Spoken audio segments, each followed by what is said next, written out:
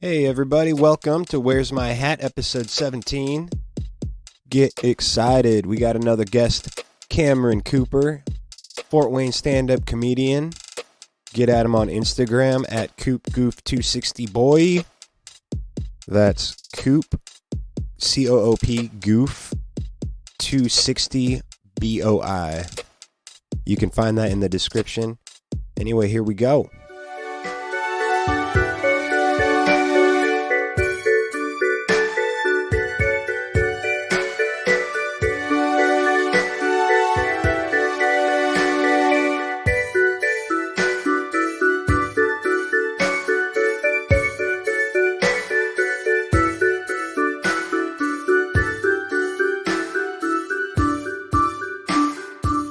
So who are you?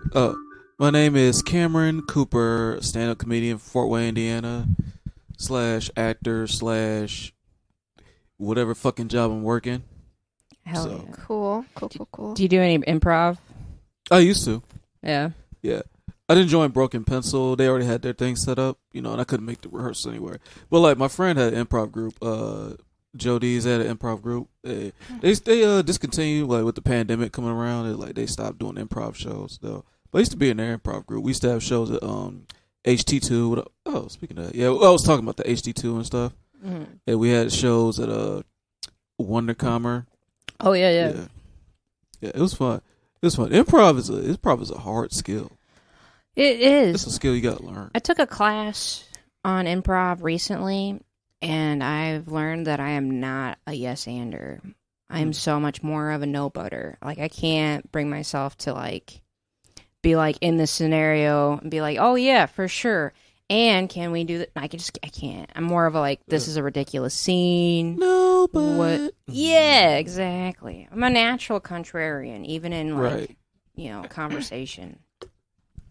Yeah, pretty much with everything in life. Pretty much in everything in life. Mm-hmm. Mm-hmm. Yeah.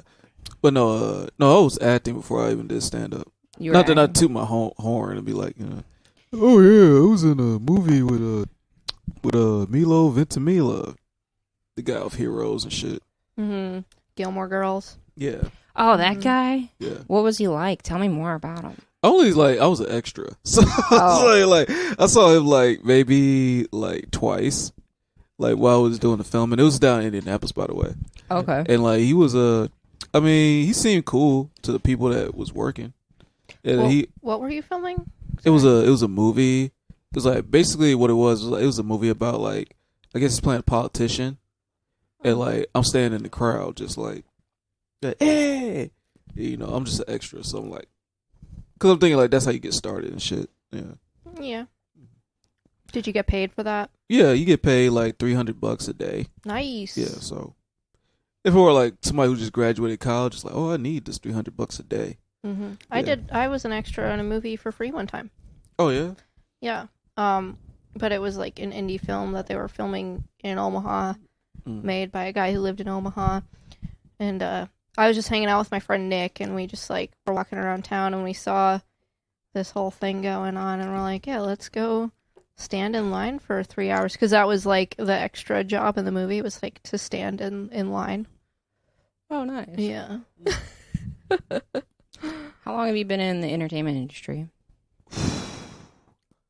So, are you talking about just, like, stand-up or just in general?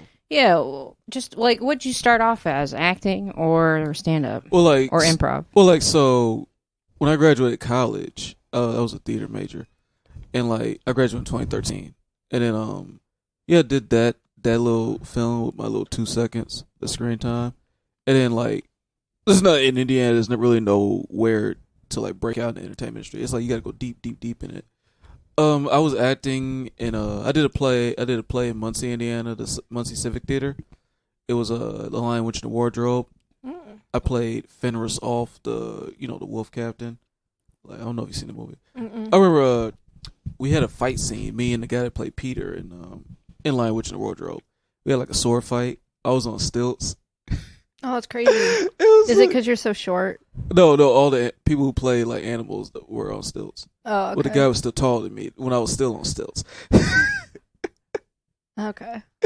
Well, like, But no, it was fun though. I remember we did the play for like a group of middle schoolers because they did that thing where it's like, oh yeah, we're gonna take the day off school and they came to see the play. And after our sword fight, they're like, and like they're middle schoolers, so they're not impressed by anything and shit. So like, but after the sword fight, applause break. Oh, nice. Yeah, like they applause after I died. Yeah, middle schoolers really do enjoy violence. Right. From what I've noticed in society today. Oh, yeah, I did when I was in middle school. Yeah, you like violence? Did you watch anime? Yeah, I did. Yeah. See, like anime was always is the thing. Like, see, growing up in the hood, if you admit it, not everybody watch anime now, but like if you admit you watch anime and stuff like that, back then Dragon Ball Z was popping. So like if you admit you watch Dragon Ball Z and shit like that, it's like, man, get your little bitch ass out of here and shit like that. But like me and my best friend Marcus, we played Dragon Ball Z, the video game. And we always watched Dragon Ball Z. Like how you got in anime was like Pokemon, Dragon Ball Z, and like Adult Swim late at night. Oh man, yeah, I really loved watching like Ghost in a Shell. Yeah, Ghost in a Shell. Inuyasha, stuff like that. Inuyasha was my shit. Right. I saw the live action movie of Ghost in a Shell with Scarlett Johansson. Yeah, it's not the same. It was terrible. It was awful. Yeah. It's like that Street Fighter movie with what's her name from Smallville, Lana Lang, the Asian girl. I can't tell Take you. your word for it. Yeah, or like what was the other one? There's a lot of live action There's a lot. remakes. It's never really great. That live action Avatar was some ass. Did you watch the live action Dragon Ball Z? No, I didn't. No, that was. Oh no, I didn't. I know there is one. Don't waste your time. Yeah. It's not that good. I've heard it's bad. Yeah. Hey, people listening at home. If you can think of any cartoon or anime that was made into a live action movie or a video game made into a live action movie that was actually good, leave a comment and let us know, because I cannot think of one for the life of me right now, except Ninja Turtles. And we're back to the program. I'll tell you what, man, because my job is full of like conservatives, and nothing wrong with that, but it's like this really strong, almost racist, but not really conservatives. Yeah, they haven't said the N-word in front of me yet. That's the only thing. Just short of that. Yeah, just short of that. Like, man, I remember I told them I got fired from Burlington and shit like that, and it was like, yeah, man, the manager and stuff like that, man. I guess like I was making jokes about him and stuff like that. It was like he's a fucking homo, isn't he? I'm like, whoa, dude. Oh. A lot of the conspiracy nuts that I've met, they're very anti-Semitic. Against Jews? That's usually what anti-Semitic means. That is what that means. I just don't get that, honestly. I don't get it either. I even remember, like, in college, one of my class professors was talking about Jewish people, and the way she described them was very anti-Semitic, and I was just like, this is uncomfortable. I don't understand where it all comes from. I don't see why. I feel like it must have something to do with their religious beliefs, but also I feel like maybe not. I don't know. I don't know what the dislike of Jews is rooted in. Well, the idea was like, what the Jews have most of the power. They own a lot of shit, so I think that's part of where it comes from. So good for them. I don't know. Yeah, that's right. what I'm saying. Yeah, like part of it is like the Jews own a lot of shit. Like the Jews kind of run Hollywood and stuff like that. That's why Kanye is getting all in his shit. Dude, I heard that Kanye went missing. Have you heard about this? Yeah, you've heard about this. Yeah, I've heard about that. You know, but I'm like, I don't give a fuck. Well, someone say that on the pod. Yeah. I said it on the last pod. Oh, you did. But like, my thing about this is Kanye is unstable. Right. So, like, of course he might go missing for a little bit. Right. But then again, he did say some shit about the Illuminati, and that was on a TikTok. Mm-hmm. And he was talking about how, he has proof that they're running everything and stuff like that. And he, like, pointed out different things, like Michael Jordan's dad died. Mm-hmm. That was a sacrifice for him to. Oh yeah, that's the whole thing. That's been a long running thing. Yeah. What people saying about Michael Jordan's dad. Yeah. Wait, Michael Jordan's dad was sacrificed for Kanye? Michael Jordan's no. dad Michael was Jordan sacrificed to be so Michael Jordan could like become be a part of the echelon of the Illuminati. Mm-hmm. Yeah, because Same with like, Kanye. awful. because his dad got murdered, Michael Jordan's dad. Yeah, he got murdered on the side of the road. Yeah. Yeah. Somebody said like Bill Cosby's son was kind of the same thing. Yeah. Let's all go around. I would not sacrifice my dad to be a part of the Illuminati. Would you? We're starting with me. Sure. I would not sacrifice my dad to be a part of the Illuminati. Are you sure? Have you thought about it? Well, you're just asking me, so I'm just giving you the first answer that comes to the top of my head. Is but this- now that you ask me, now I should think about it a little bit. Is it the answer that you're giving because you think your dad might listen to this? No, I don't think my dad's going to listen to this. I think he Okay. stopped listening after the second podcast. But I don't think I would sacrifice my dad for the Illuminati. I don't think that's I don't think that's a good idea. What about you? Would you sacrifice a family member to be a part of the Illuminati? All the Specifically wealth. your dad. Do you have a dad? Damn. What the? Oh, no, I've never heard you talk about him. You've talked about your mom. But... No. My dad didn't really raise me like that, so yeah, I don't talk about him like that. So I may actually sacrifice him for the Illuminati. Okay, cool. I've only seen you a couple times in my life, so like, hey, I mean, fair. That's fair. He had it coming. right? It's like, yeah. All right, would you sacrifice your mom for the Illuminati? No, I wouldn't. No. What I about wouldn't you, do that. Stacey? Would you sacrifice your mom? Yes, I would. Oh, 'cause Elaborate. your mom was crazy, right? Yeah, my mom It's crazy. is too far gone. She wouldn't even know what was happening. She just assumed it's part of the deal. Yeah. Are you here to tuck me in? Yeah. Honestly, she'd probably be happy about it. I think she's been waiting for death for a long time, but I think she's just like not in a position where she can do anything about it, you know? Literally, like they took all of her sharps away from her and shit. Yeah, I don't think there are any sharp objects where she lives. Mm-hmm. I would not sacrifice my mom for the Illuminati. Wouldn't do it. Well, your mom is not crazy or as crazy as my mom. She's like a normal person, so. Yeah, she made pumpkin pancakes when I saw her last time. Oh, Nice. that sounds delicious. Yeah, they Pumpkin were bad. pancakes. My son really liked them. So. Yeah. I've heard you were talking to your mom that day when we went to Indy, right? Yes. Yeah, okay. Yeah. We were talking about because that was the time before Thanksgiving, like the week before or whatever. Right. You guys were talking about getting together and stuff. Yeah, she came Thanksgiving. down here to hang out with everybody and stuff like that. It was Yeah. kind of nice. Yeah. She was surprised that I made a really good meal. So Wait, I changed I my feel answer. judgment. If they're gonna like torture my mom, then no. But if it'll be like a quick death, then yeah. I think it would be a death. According to Kanye, it'd be a death that would look natural. Mhm. So like, Yeah, Michael Jordan's dad got shot. You know. yeah, his mom died of some sort of cancer. You know, that's what he used. Kanye's mom Yeah, Kanye's mother. died of Donda. cancer. Yeah. And that's what he said, how they killed her. I heard a story today about a woman, like she was married and her husband got cancer and he had like a few years left to live. And then she like called her neighbor over one day.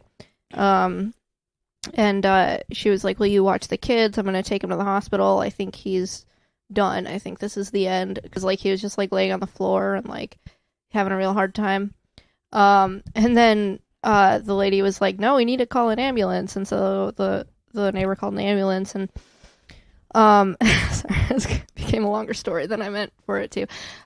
Anyway, then the wife wouldn't let the paramedics come inside. And then a few hours later, she called 911 again herself and was like, "Yeah, so my husband attacked me and then I killed him." And but what had really happened was like while he had been dying of cancer that whole time, she had been like cheating on him. And then she was also poisoning him to get him to die faster. And then she kind of like called her neighbor too soon to come over because she thought that he was going to die quicker than that. And so then because the neighbor was like actually getting other people involved, she had to like stab him in the throat to make sure he died. There's a Lifetime movie in there somewhere. Oh, for sure. For sure. Wow, what a situation. Right. And she didn't even have like a life insurance policy out on him or anything. She she just didn't want to take care of him anymore. I've heard of stories like that. I know, like, sometimes I don't know. I can't imagine how hard that is to take care of someone in their dying time. But I know of people who didn't try and kill them, but they didn't try and help them much more because they were dying anyways. Right. It was It's kind of like, a burden on their life. Let's and all this just shit. let them go naturally. Right. Mhm. So, shout out to that lady. I mean, I'm pretty sure she's in prison now. Oh, most likely, yeah. I would have. She got all respect in prison. Everybody gives her. Well, she killed her a dude, dessert. so I don't know. Like, Yeah. usually that's pretty, like, a happy moment in prison, I think. Mhm. That actually also reminds me of Edwin Miranda, I think his name was. Who he's the guy that they named the Miranda rights after. Oh, yeah. Oh, Yeah, okay. and so like he actually did end up like being in prison when the Miranda rights became a thing because he like made a stink about how like he didn't get a fair trial and like blah blah blah. Made a stink. And so when like they were watching some show in prison and like they said like Miranda rights and like all of the inmates were like cheering. We're like, yeah, man, you did it. Yeah. You did it, man. He made it. You got us. We changed the law. We don't have to speak in court if we don't want to. We can plead the fifth. Yeah. Yeah. That's really funny. Yeah. Did you know you know about the Menendez brothers? Yeah. Yeah. So these two it's like these two brothers their parents were like super abusive, but their parents were very well off and shit. Their parents were like super abusive towards them, like well physically and sexually. So they planned to actually murder them. And the alibi was like they went to the movies and shit with their friends. Oh yeah. Yeah. So you heard about this? I think probably a long time ago on Yeah. one of my murder podcasts. Yeah, there's been you have murder podcasts? Oh, well, I listen to a lot of murder podcasts. Oh, you listen to okay. Yeah. Yeah. But like no, and then yeah, they just made another movie about them on Tubi. It's weird because I watch a lot of like weird crime shows and stuff like that. What's it called? It's just I think it's just called the Menendez Brothers. Mm. Because then everybody knows who they are and stuff. I mean, good for them. Oh wait, no, it's not. It's called My Brother's Keeper. I'm sorry. Oh, I think I've heard of that. Yeah. Yeah, it was a big deal because, like, I think it was that trial. It may have been a trial before that where they're like, Mhm. can you justify your actions? Is those actions of sound of mind or is it not of sound of mind? Right. Going through what you're going through. Mm-hmm. Do you know what you're doing at the time of the murder? Right. Does that make it as Is it one of those like is a heat of pet? Well, it could be a heat of the moment because they premeditated the murder, but like right? It was premeditated, Yeah. but they were saying they were innocent because it was for their safety. yeah, for their safety because their parents were like very abusive towards them, like Right. Yeah. But yeah, that was also around the time, like, it was the 90s when you could start bringing in cameras Mhm. into court cases and stuff Right. like that.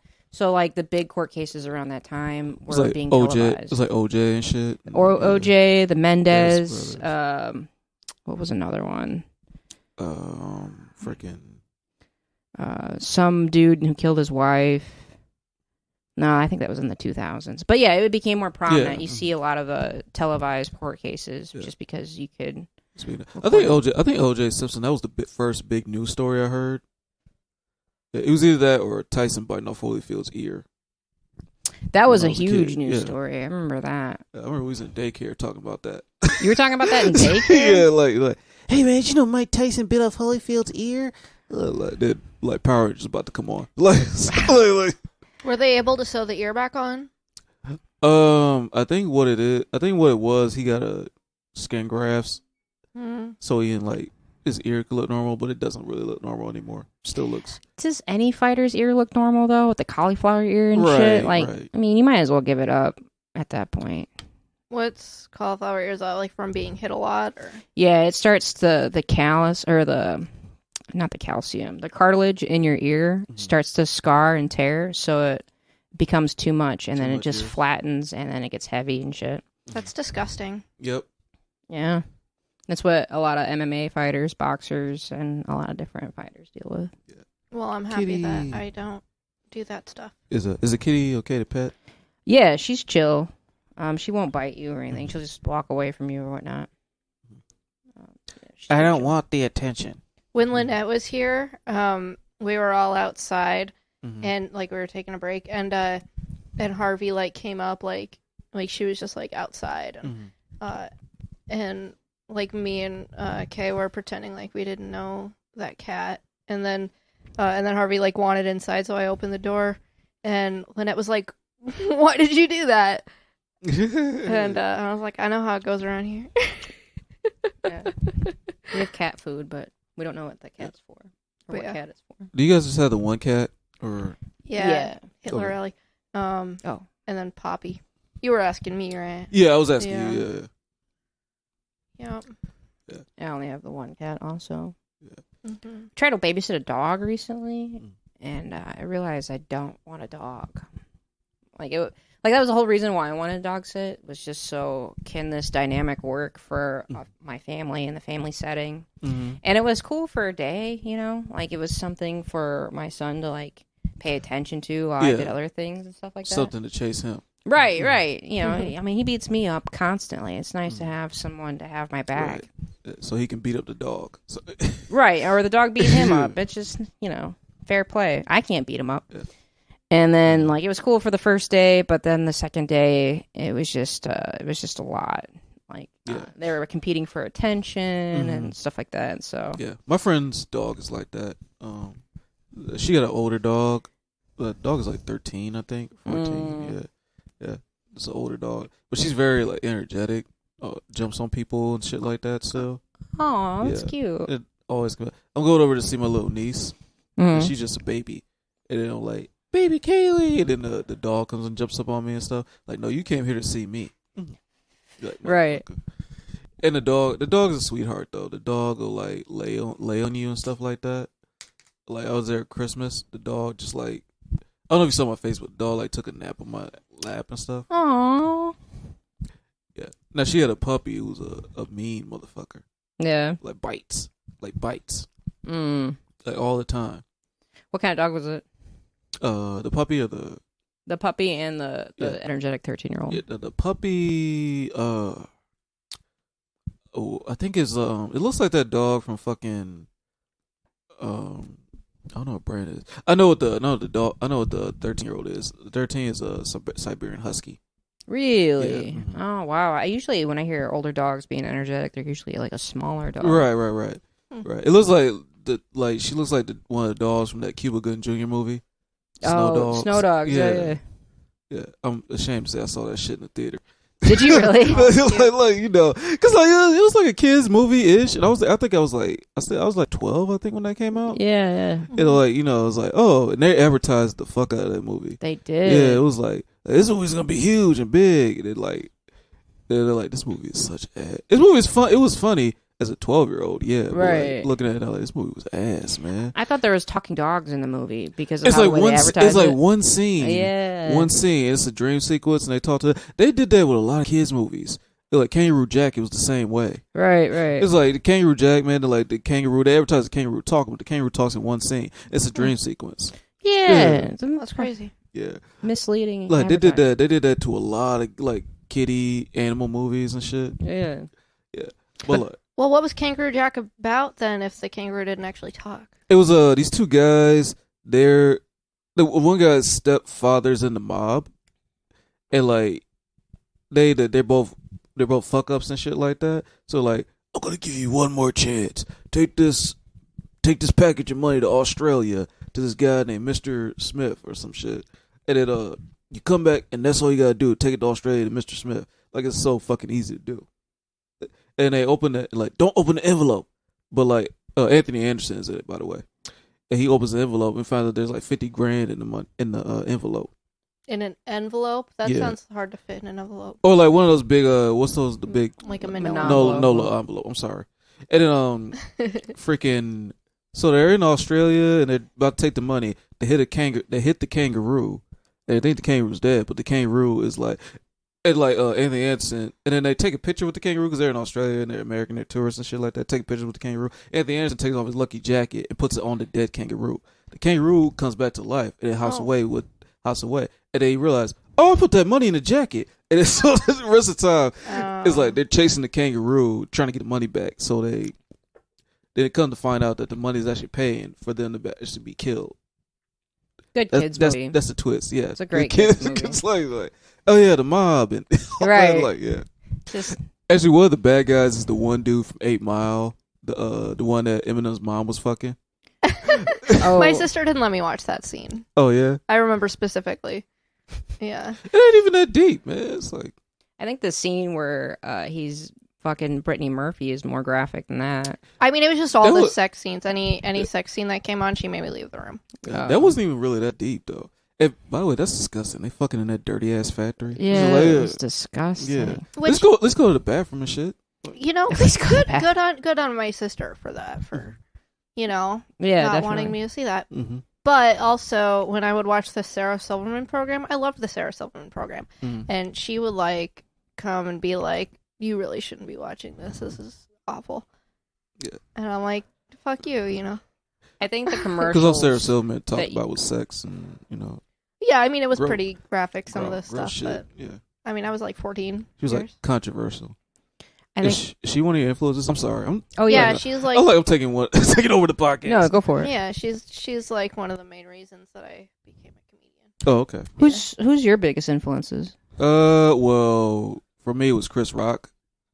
That's how I wanted to do stand up in the first place. I was like 12, and the Chris Rock special came on. At first, it was that movie Down to Earth, and I was like, yeah. And then I watched one of the Chris Rock specials. It was Bigger and Blacker, and I knew I shouldn't be watching it because Chris Rock curses a lot. My mother didn't like cursing, but like no, that's me. That's what I'm gonna do. Yeah. Nice. Like doing the whole like. And now you are. You're right. So, who all have you like opened for? Like famous. There was Carlos Mencia, Ron Jeremy. You opened for Ron Jeremy? Yeah. He did stand up? That Ron Jeremy, yes. No shit. Isn't he a porn yes. person? Yes, that Ron Jeremy. And a reality television star. Let's not. Where did he perform? And a preschool education teacher. No shit. Before he got the board. That's what his college degree was in. Well, porn was probably better money. Yeah, we should really think about that. There's so many people who make more money doing other things than teaching. Yeah, he probably needed to pay off his student loans. Right. No shit. Well, now he in prison. So oh shit, really? Yep. When did you open for him? This was back in it was 2018 because I remember I had quit for Zoli's the week before, and it was me and Anthony Rasick. Oh, where was this at? Kokomo, Indiana. Oh. It was at an old strip club that looked like an old strip club. You remember From Dusk Till Dawn, that movie? Yeah. It looked like that. No shit. Yeah, like after it blew up. How did you get that gig? That's so random. Well, Anthony was on the show first, and I don't know if you know who Jimmy Shaw is. We just met him. Yeah, Jimmy Shaw was running that show, and like Anthony was going down there, and he was like, "Hey man, you want to go down to Coco with me? Open for Ron and like see Ron Jeremy? I'm opening for him." I'm like, oh yeah, sure, most definitely. I wasn't on the show, but then I go there. And Jimmy Shaw, we got acquainted. We met like one time. He came to the last string.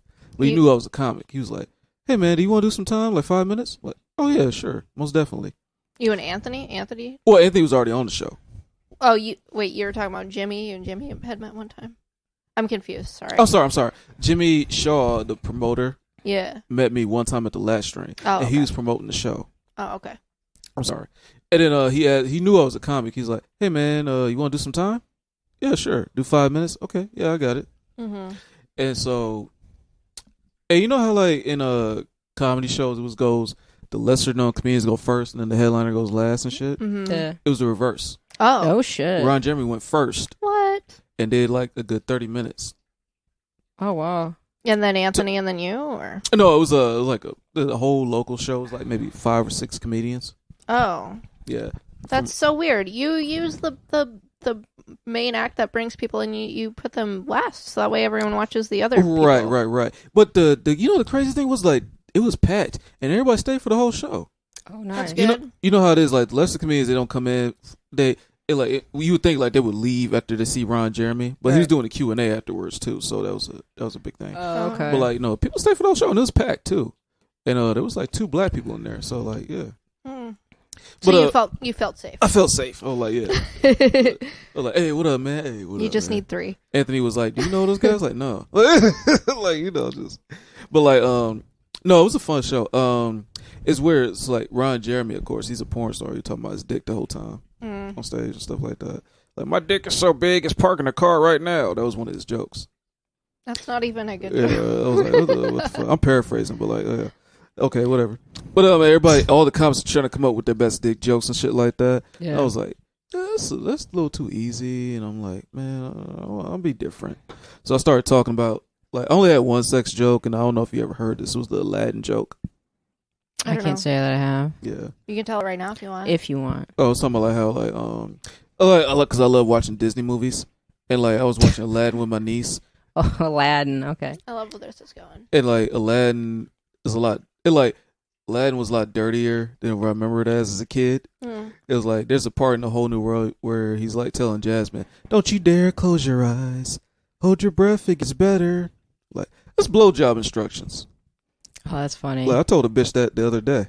Oh, that's funny. And then, like, there's a part where, like, Jasmine going like, I'm like a shooting star. I've come so far.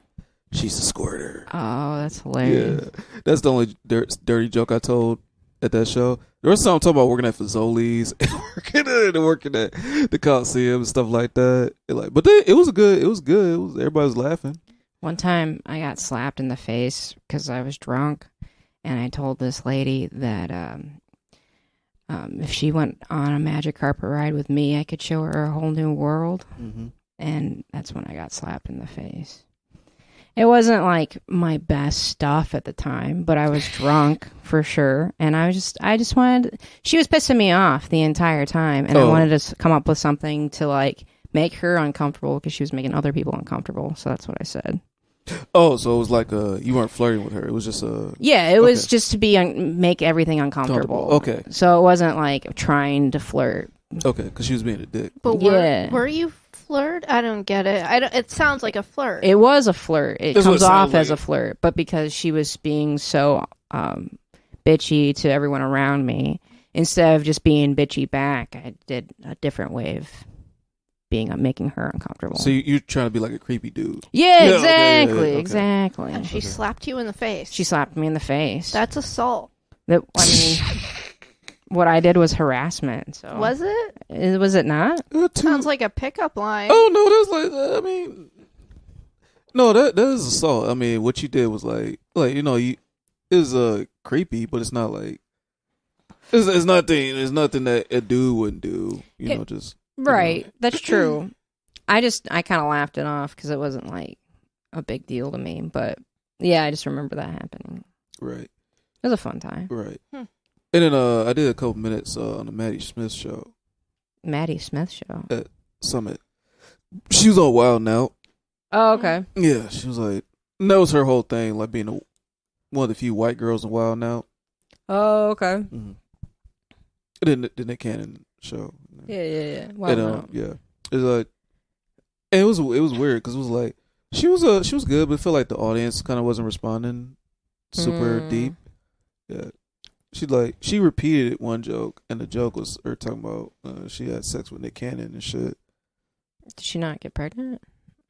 Apparently not. Good for her. She dodged a bullet there. Yeah, but she always does that on Wild Now too.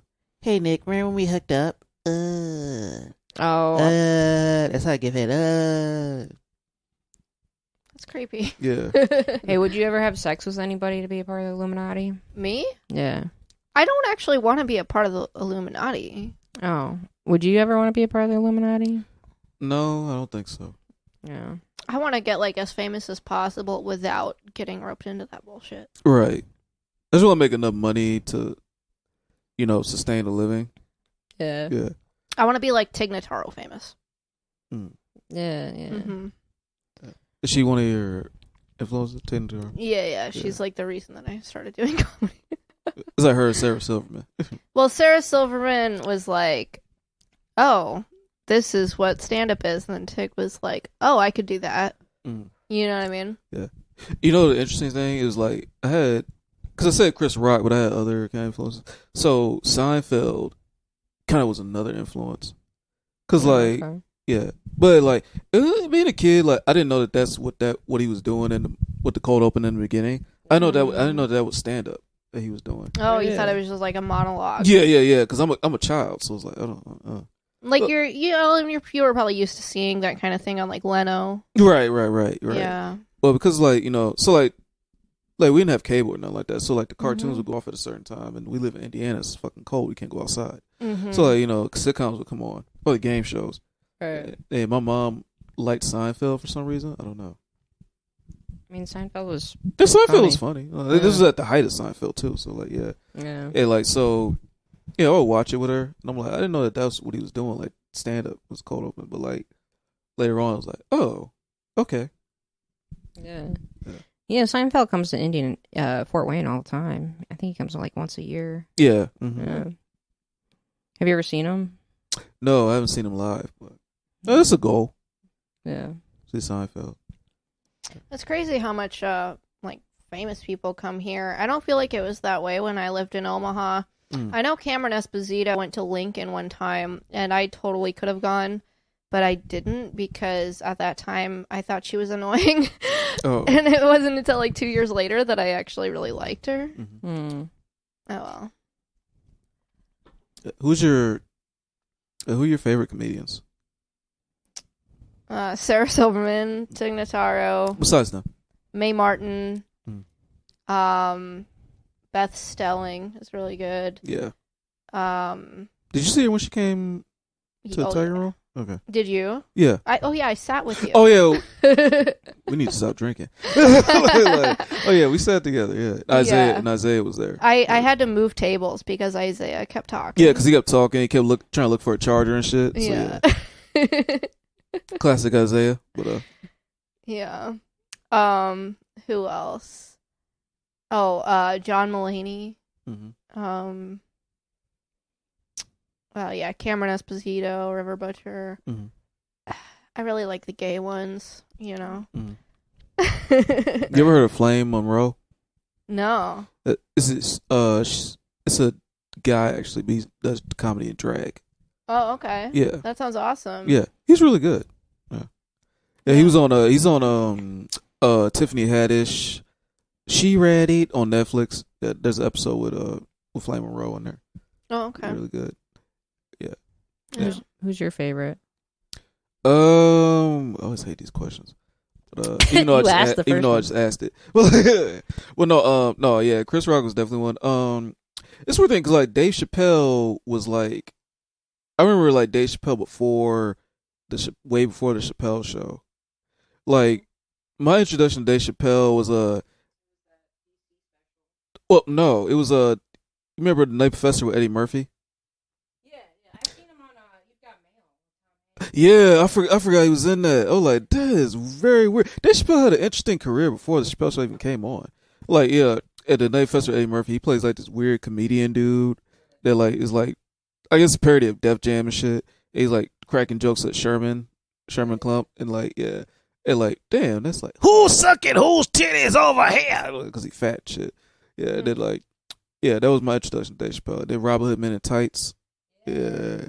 And then like Killing Him Softly was the first special I seen him do, and that was before the Chappelle Show came on. Wait, Dave Chappelle was in Robin Hood Men in Tights? Mm-hmm. What did he play? He played the black dude. I've only seen it one time. Yeah. I don't know. What's his name? His name was I think Ah Chew in that movie. Yeah, I haven't watched it in a minute. Yeah, That's a funny name. he becomes the sheriff at the end. Oh, cool. A black sheriff? He's black. There's the blind guy. Why not? It worked in Blazing Saddles. Yeah, but and another one of my favorites, Patrice O'Neal. Yeah, Bill Burr. Yeah. What about you? Yeah. John Mulaney, Jimmy Carr, Mitch Hedberg was a big influence. Maria Bamford, I've loved. She's one of the ones where I could rewatch her specials and laugh out loud in a room by myself. Mm-hmm. You know, Norm Macdonald.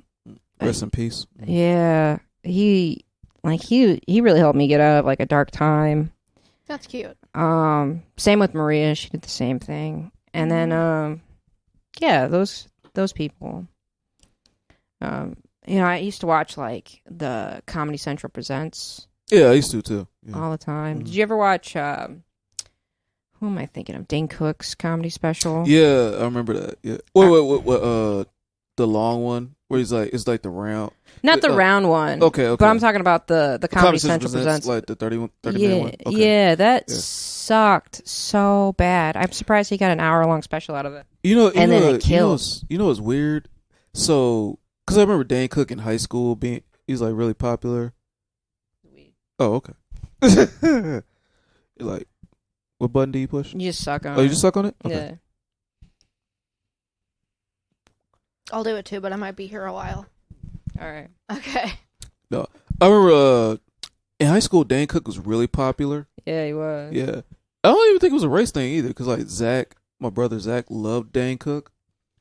And like I knew people that hated the fuck out of it. It was no in between. I know people who hated the fuck out of Dane Cook. And I know people who loved Dane Cook. Super fans. And usually a lot of them be douchebags. Yeah. That would love Dane Cook. Yeah. Yeah, definitely. Like I noticed that too. Like people love Dane Cook or they hated him. It was no in between. And his career like took off right after that hour-long special. Yeah. Although that B&E, that's actually still pretty funny. I haven't watched it recently. I just remember the audio was funny in my mind because like the video is really funny because he's a very physical comedian. Yeah, he talks fast and shit. Yeah, but I thought the audio was all right. Yeah, but yeah, there's not a lot of people who like Dane Cook. Dude, I'm gonna talk some shit right now. One time, Dominic said that he didn't want to come off too Dane Cookish. And Alex was like, "You could never be as good as Dane Cook." That's funny. Yeah. What have you guys seen Famous Comedians Live? I've seen. That was another influence is Ron White. But yeah, I've seen Ron White. I've seen Jeff Dunham. I saw Louis. Louis C.K.? Yeah. Oh, no shit. Nice. That was like after he was had all the after the controversy. Mm-hmm. You saw him after the controversy. Yeah. Where was he? Omaha. Okay. Oh, okay. Yeah. Yeah. No shit. Yeah. It's What was that? What was that like? What was that show like? Very sexual. Was it? Yeah. I remember being kind of uncomfortable. Did he jerk off? But it was really good. Did he jerk off in front of the audience? No, he did other stuff though. Oh. Was the room locked? No. Yeah. Like the jokes were very sexual to where it was uncomfortable? Yeah, and like he did like hand gestures that made me feel weird. Yeah. Like, hey, come on over. That kind or Yeah. right. Like, Yeah, like that, but like grosser. Yeah. That was a lot. That was pretty similar. Yeah. What about you? What was the biggest comedian you've seen? Oh.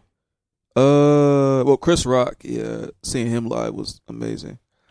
It was right. It wasn't a tambourine yet, but it was like him preparing that material. It was that material for that special. Yeah. Yeah. And he was dope. He was talking. He didn't waste no time either. He was like, he first got on stage, and this is in Indianapolis, by the way. He was talking about like how, like, I went to y'all's mall and y'all didn't have nobody in there.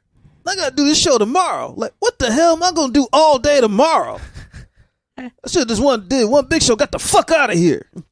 And then he wastes no time talking about Trump and shit like that. And then he talked about the biggest joke that I think got a laugh. He was talking about like because all his stuff hit. He was talking about like how God don't make no mistakes. Have you seen porcupines? Can't hug the thing and everything. It's no cuddly and all that. God don't make no mistakes. Have you seen Gary, Indiana? And we in Indianapolis, they were like, ooh. That's funny. Like, I know what hurt. Gary, Indiana look like Jamaica before you get to the hotel. Oh, Jesus. That's funny. Yeah. Another one was right before him, me and you know who he is, Cool Cat. Yes, Yeah. I know of him. Yeah. We saw Chris Rock together. We saw Martin Lawrence a couple of months before that. And that one was I mean, it was okay. It wasn't the shit, but it was okay. It was like, it's cool to see him live. Yeah. He only did 30 minutes though. I don't know, man. I don't know. I remember watching the Martin show, and I really liked it. And then like it was like Big Mama's House and stuff like that. Right. But I feel like he really teetered off, like Yeah. right after like Big Mama's House too, or whatever. Well, he had a stroke, so that's part of it. That's Yeah. the problem. Oh, Like right before he filmed Big Mama's House, he was jogging to lose weight so he can put on the fat suit. Interesting. Okay. But he had a heat stroke out jogging. Not with the fat suit Yeah, on. not with the fat suit on. He had a heat stroke, and then that's right before Big Mama's House came on. Yeah, and saw Chris Redd. He came here. No shit. Let's Comedy put him here. And this is he's still on SNL and everything, but it was weird because it was only like the front two rows.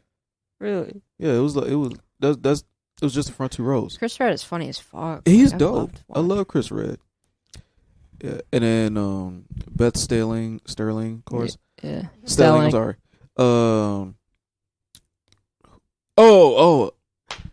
I'm forgetting. You know who's very underrated? Who? Sinbad.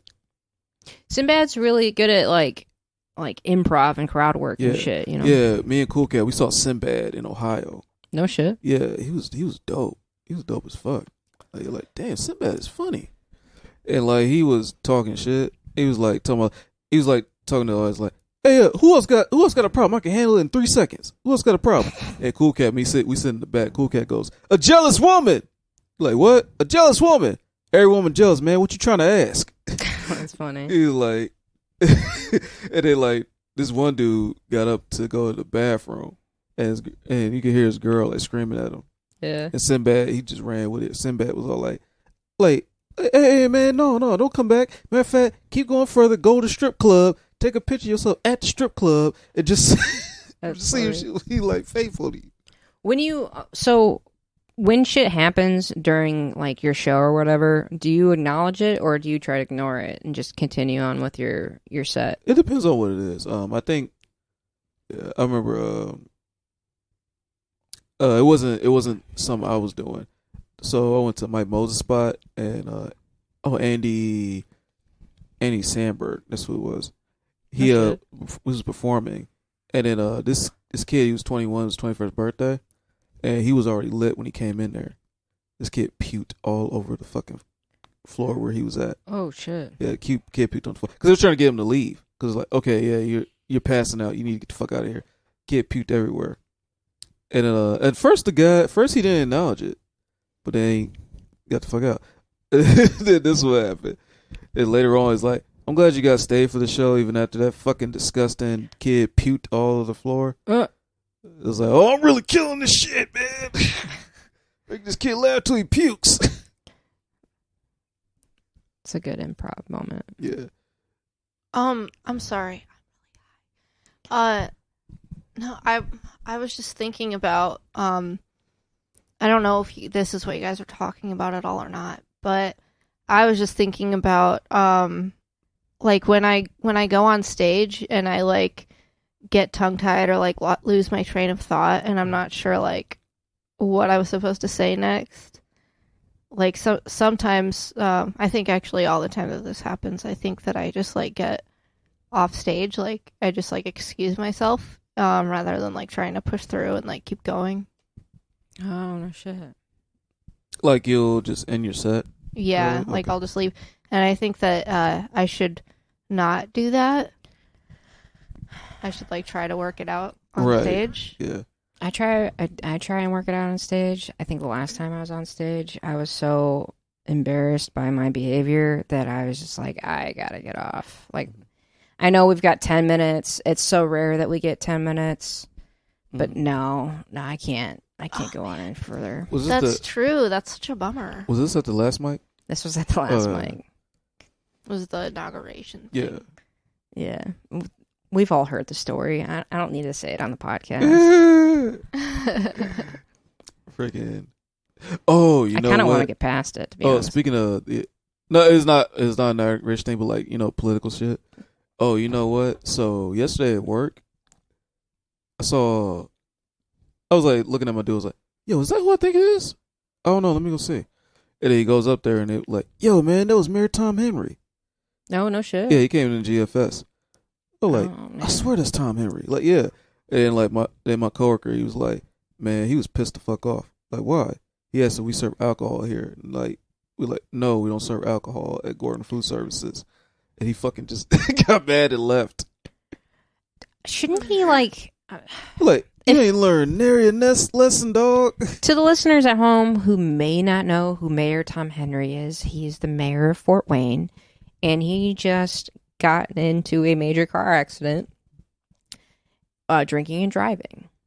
That just happened. It was all over the news here in Fort Wayne. It was a big deal here.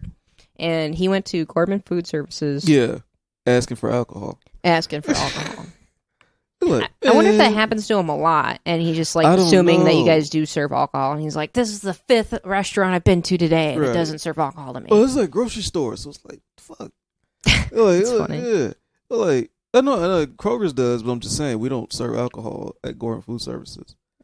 Right? It's weird. It's like that'd be some terrible alcohol. Yeah, anyway. that would be like to have GFS on the side of your like wine bottles. GFS Probably just gonna be grape juice. shit. Yeah, Yeah. that'd be awful. Yeah, I was like, I'm trying to come up with a punchline of this joke. I was like, first thing I got is like, it's like if Bill Clinton would have came in here and asked you like, hey, so the gym, where the bitches at? Right. Yeah. That'd be funny. Can we take a break? Yeah, then we can take a break. I need to have one for my brain. Oh, sure. And it's break time. Break time. Yes, and we're back. So, Cameron, Yes. have you ever seen a UFO? Yeah. You have. Yeah. Tell us about it. Wait. Where were you? So I remember in my old neighborhood, we would have like just shit flying around, and we're like, "What the fuck is that?" And then like one time it was flying around, and we thought like it was like, "Oh man, that's a spaceship." But no, that ain't no fucking spaceship. Like, dude, that's a spaceship. And the thing like crashed, and where we lived, like, so we lived in the hood, but like across the way from our apartment complex, there was a fucking field. Mm-hmm. Okay. So we decided to go over there and check out what crashed over there at the field. We think it's gonna be like that movie Star Kid, where it's like it's gonna be an alien pops out and he's gonna have a suit and we're gonna get in there. But no, it was a fucking. So like there was a drone that they had, Mm-hmm. and they used the drone. They used like the drone to like I don't know. I guess the conspiracy theory thing like they trying to spy on us in the hood and shit like that. But like no, there was a drone because they were testing out some new technology for, this nature thing that they're looking for. How could you tell all that? It was like I had never seen a drone before, but like I remember we watched a documentary in school about drones because we had a teacher that was like a big conspiracy theorist. Mm-hmm. So like he was like very much like there's the government sending drones, and they're like this motherfucker was like Alex Jones. He was like the government sending drones to spy on us and everything, and they're gonna try to see we got government information and stuff like that. I'm like, bro, you a teacher that makes $30,000 a year. What? I'm glad we're talking about this. Like, because if like drones are gonna spy on people, it's gonna be on people who are making a big difference in their community. Right. That's like gonna hinder what they want. You know what I mean? Like, I have a friend who's like really huge and being like paranoid. Like, he's afraid of talking about like stuff because there's phones nearby and shit. I'm like, dude, you're not important enough. There's nothing going on in your life where people are gonna be like, oh, we should really get the CIA or the FBI or the NSA involved. No, man. Unless you're talking about making a movement and making a ruckus or a fuss or fucking over somebody financially, nobody gives a fuck. Mm-mm. So there's drones by your house? Yeah, but they were using it wasn't like government drones. They were using it for like one of those like nature shows or something like that. Mm-hmm. Yeah. Nature shows in Fort Wayne, Indiana? It was like you know how they go around different cities and they try to find like different parks and wildlife and shit like that. So that's where it was. I feel like this is a good time for you to bring up that thing What thing? about the TikTok What TikTok thing? that you wanted to talk about. Oh, I forgot about it. But I wanted to talk about how you believe that we live in a simulation. Right, that's why I'm bringing up the TikTok. Wasn't that what that was about? No. It had nothing to do with the simulation. Earlier when we were in the kitchen, you said yes when I asked you that same question. Oh, I probably wasn't listening. Yeah. A simulation. That's kind of like what the movie The Thing. The Thing, I guess, maybe. Yeah. A little bit of The Thing. A lot of the Matrix. Yeah. And like, there's a lot of different movies that we live in a simulation. Right. Do you think we live in a simulation? Stacey believes we live in a simulation. Yeah, I think so. This wine isn't real. I'm just drinking it. So, The brain tells me. I think I was thinking about this a little bit today, and I don't think we always live in a simulation. I think we live in a self-involved simulation because, like, all the chemicals that are in our food and water and all the different things that we ingest, on top of like the fact that we're always on social media and like we have to have some sort of thing that is programming us, whether it's just the microphones in our hands versus the TV that's right here right now that has to be on. There's always some sort of programming that's going on around us. So we're no longer involved in the nature where we're at in Earth. We're involved in the society in which we live in, which is underground from the society that we actually live in. There's like internet society and then like real life society, like going to work every day, talking about the weather and all that shit. Like that is real life. But then we unplug, we get excited to unplug when we take breaks to go onto the internet and stream and stuff like that. So I don't think you're necessarily wrong when you say we live in a simulation. You just think it's in a different way? Yes. You think that people want us to be addicted to the internet? Yes. Why? I think it's easier to control people and for people to stream stuff that makes them angry, so they react in a emotional way than an illogical way. Because most of the time when people respond to things in person, if you tell me something, say Jews are dumb. If you said that to me, I would not be attacking you and being so irate and yelling at you. I'll try and talk to you in a logical way. We're on the internet. We don't have those inhibitions to stop us. So we say whatever we want, ergo making us more angry and more plugged into whatever they need us to plug into. I think it's easy to control people through the internet. You know, I agree with that. But what are they controlling us for? What's the end goal? More greed, more power. Just to make us mindless. Yeah, I think we're like... So we can depend on them and stuff like that, you know? Yeah, dependable on them. So there's more take to give. So like they can take from us. We're no longer human beings that need to be governed. We are slaves that need to be controlled, in my opinion. That's why like it's harder to get on government assistance. When you are on government assistance, you have to jump through hoops to get on government assistance.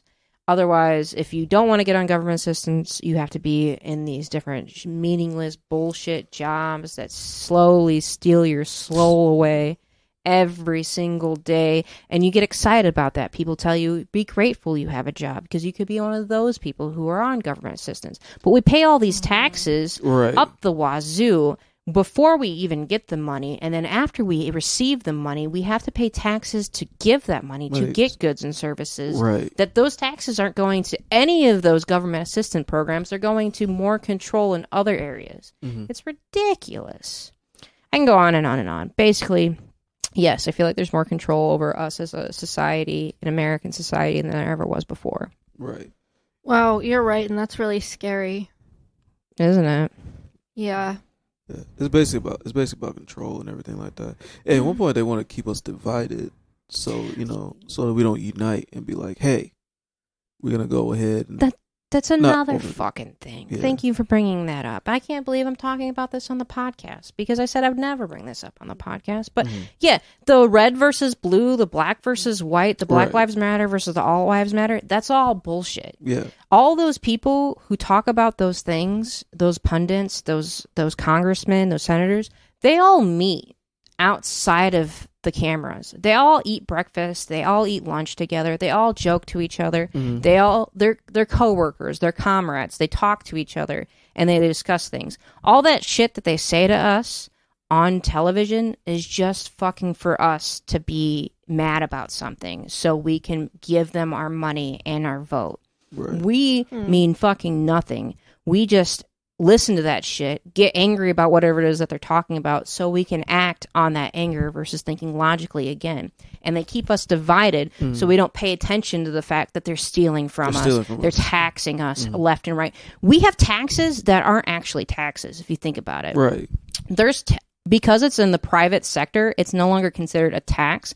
But why the fuck do I have to pay registration every year? And on top of that, every 6 months I have to pay for car insurance. What the fuck? So there's just more money I have to legally be able to transport myself to the job that I work at to pay for these fucking taxes and these private sector taxes that I never had back, I'd say, 60, 70, 80 years ago. That's ridiculous. Anyways, it's like off my rant. Life is getting too expensive. You know, you got to pay. It's like this inflation shit is kicking everybody's ass. Like, everybody's complaining about the price of eggs and shit right now. Because, like, you used to get eggs, like, get the whole carton of, like, what, 69 cents?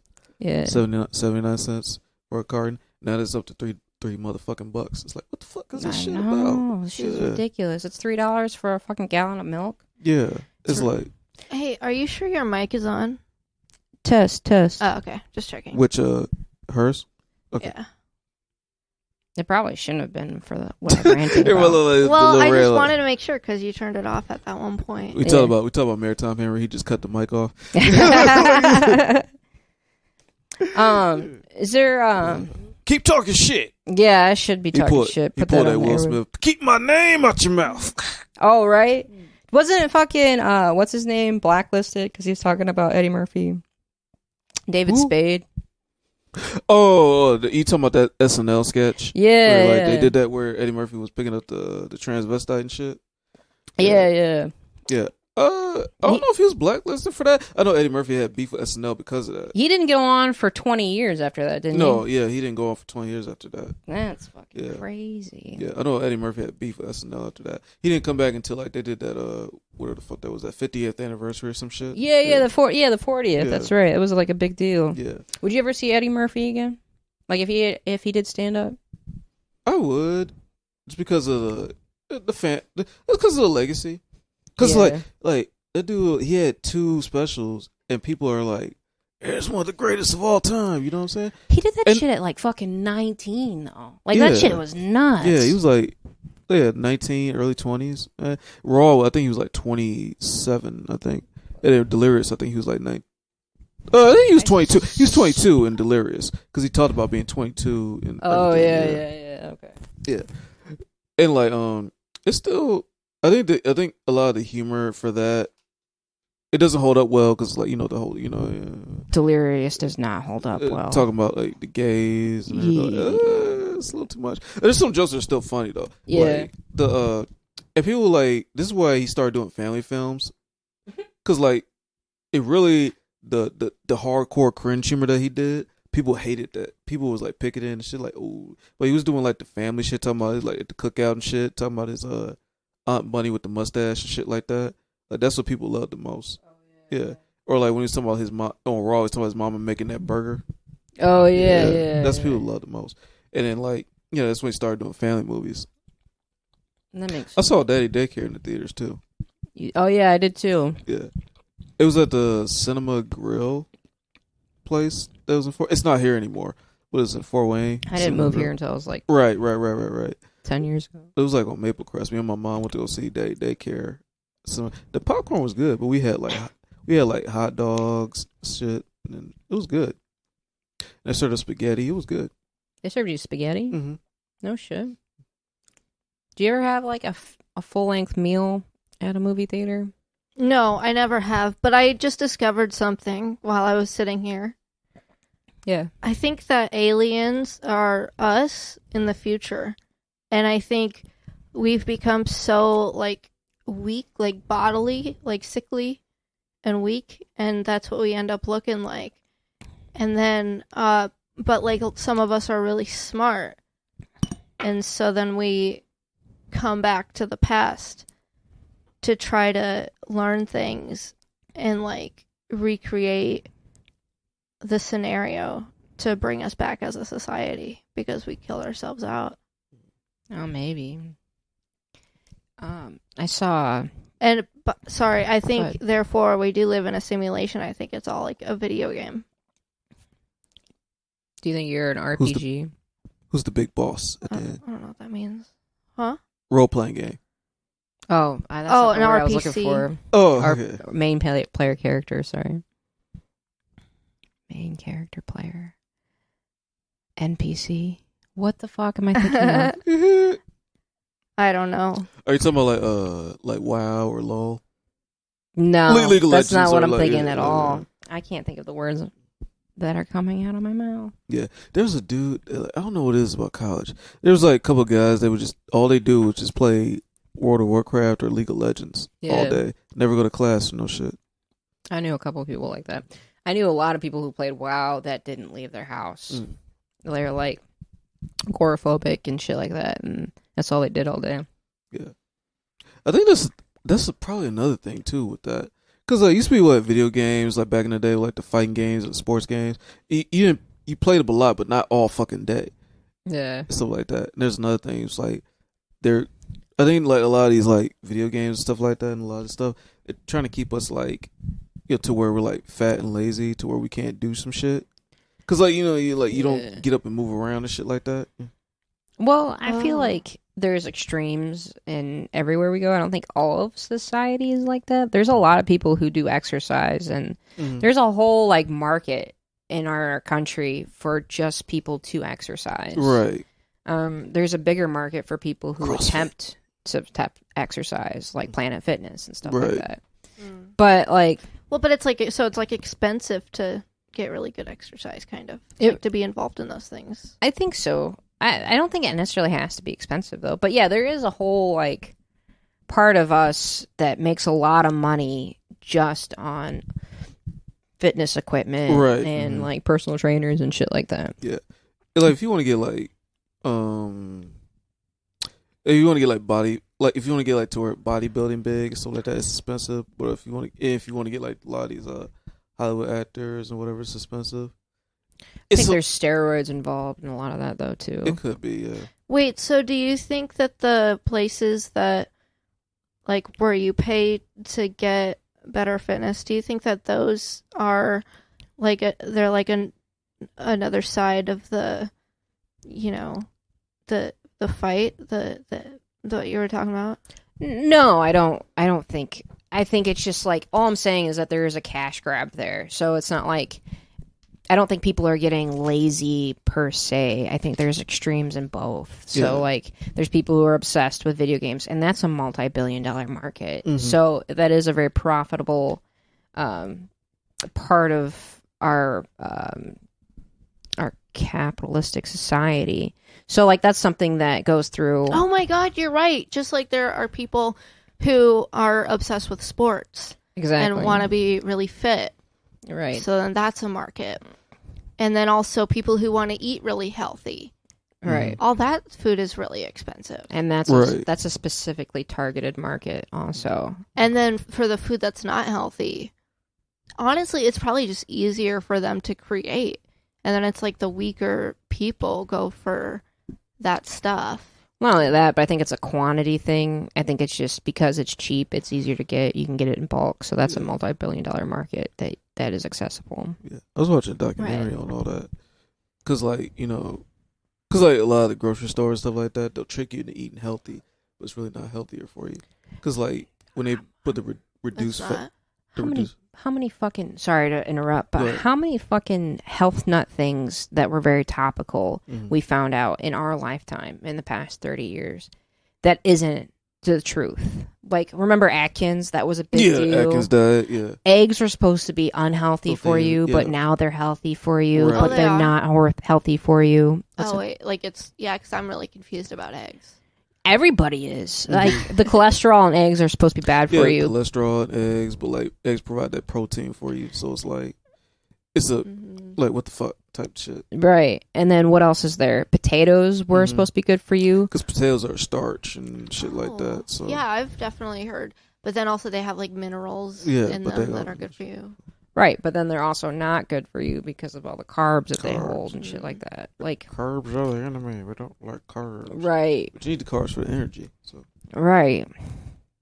I don't know. You guys are thinner than I shouldn't say like, yeah, potatoes are the healthiest food because well, even like the whole like, cause I was doing the vegan thing, but it's like it's not the healthiest option because you don't get your B12s, your protein. You get protein from other sources, not just meat or whatever the fuck. right, Because like broccoli has a lot of protein and nuts and beans and everything like that. But you lose a lot of B12s, the omega 3s you don't get because you don't eat fish or no shit like that. And right. there's a lot of fatty acids in a lot of vegetables to get the omega 3s. Yeah. So like it's like one of those things. Like I don't know. I don't think there's a diet specifically that's gonna be like 100% healthy or no shit like that. Yeah, that's true. It's all about balance, really. I think so. But the point is that no, I don't think there's like a fight thing. I think it's just like, how can we get your dollar? No matter what, how can we, whatever money we put in for things, how can we get like a 200% return on that? And then some. There's no like, we care about your morals, care about what's going on with you. I think it's just all profits for the rich elite. No, that's all these companies, man. All these companies, man, they placate to everybody. Dude, Like- even with comedy. Yeah. Yeah, like I don't. Shit. So there's a lot of good comedians that I don't like because it's so political sometimes. Like Hassan Minaj. Okay. Like I think he's really funny, but I can't watch his comedy because it's so political, and I feel like there's like a fucking agenda you're trying to sell me. Not you're like, trying to- can you make me laugh? I meant more with like the comedy industry. Oh yeah. Okay. Yeah. Yeah. My bad. You're good. What you said was valid as well. Thank you.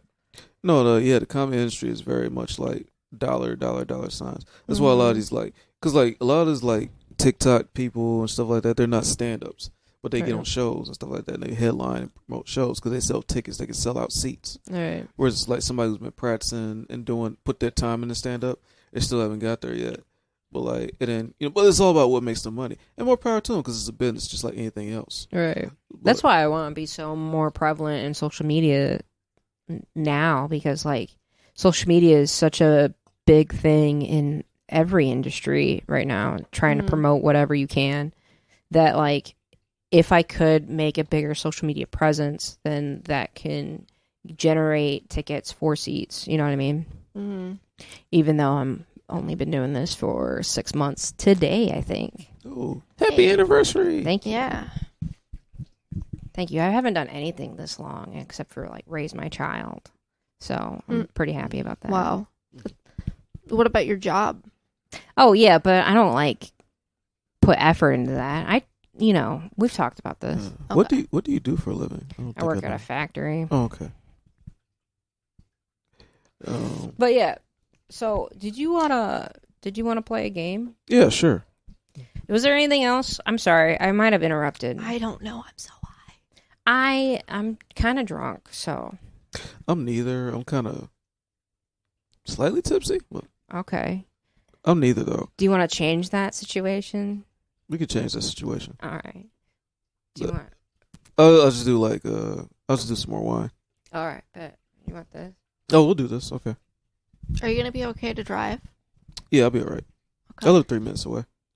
Okay. But what game do you want to play, Stacy? Oh, me? Yeah, you.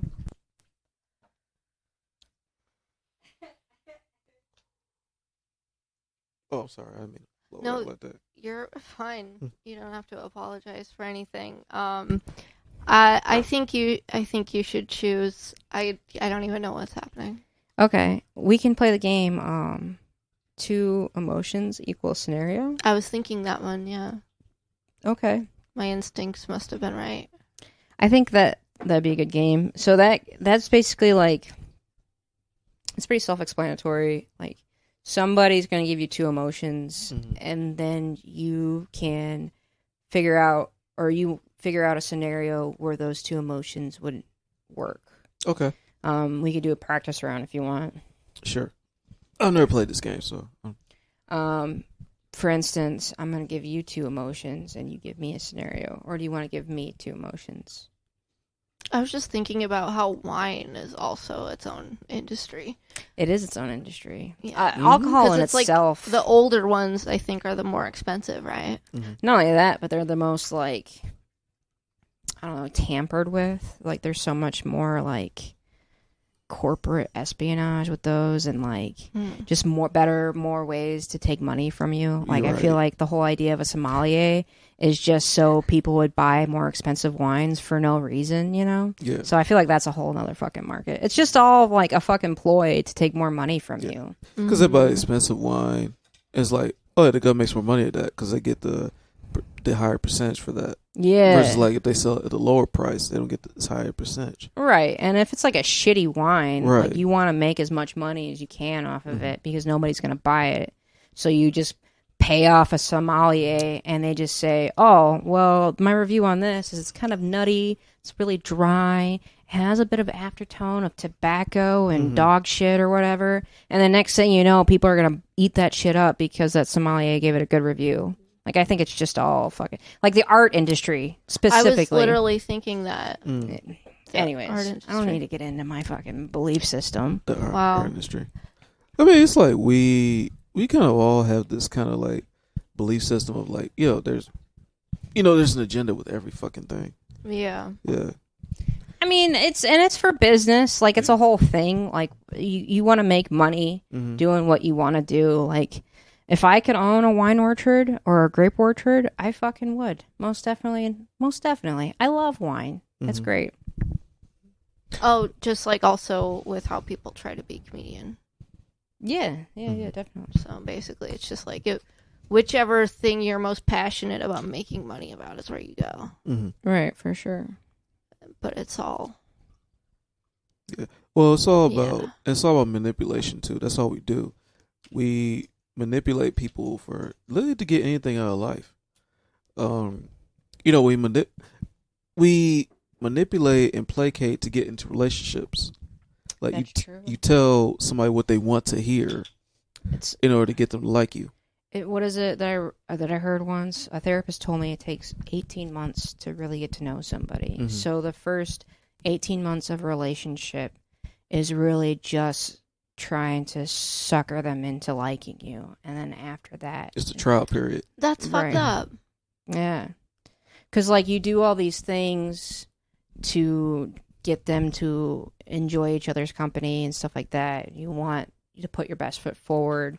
But after that amount of time, you feel more secure to show who you really are. Right. And so that ends up being invalid, all that other shit. Not invalid, but, like, you don't do so much to try and keep them.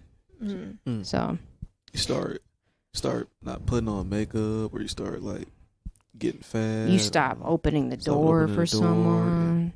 You stop, doing complimenting them and the shit romantic like that. bullshit. Yeah. I still open the door for you. Likewise, I open the door for you. That's a mutual thing we do for each other. We haven't been dating for 18 months. Or say you just got Might you as just got well have together, been right? Yeah.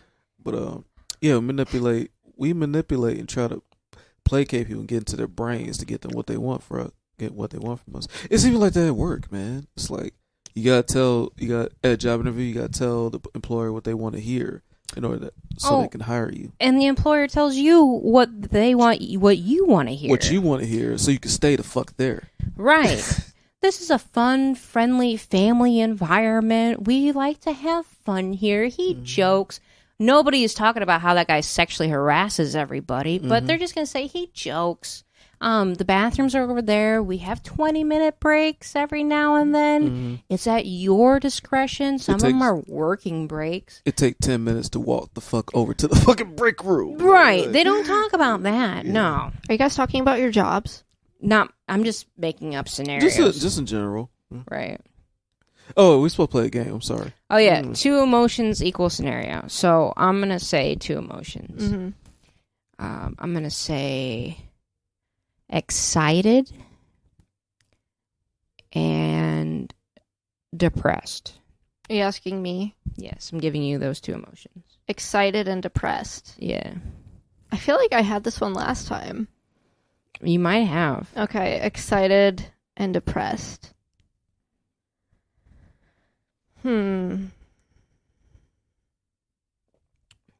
Okay.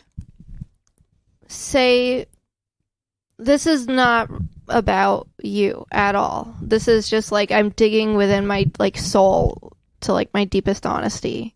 Right. She's gonna use my name. No, it's not about you. It actually reminds me of someone else. But excited and depressed. So I'm excited that I have like a comedy show, that it's like kind of like a bigger deal, like actual show. And then but like I have a girlfriend, and then she just like doesn't come. Oh. So it's like I'm excited to have the show, but then I'm depressed that that this person that I want most in the world to see me perform doesn't come. Oh, that is sad. Yeah. I'm not referring to you. That like would never happen because you're always at comedy, and I wouldn't care if you weren't. Oh, good. I'm Yeah. glad that you don't care that I wouldn't come. Well, I mean, if you had something else to do, I don't blame you. You have a life. I gotta raise my son. Right. You see me perform all the time, you know? Right. Yeah. Do you have two emotions for Cam?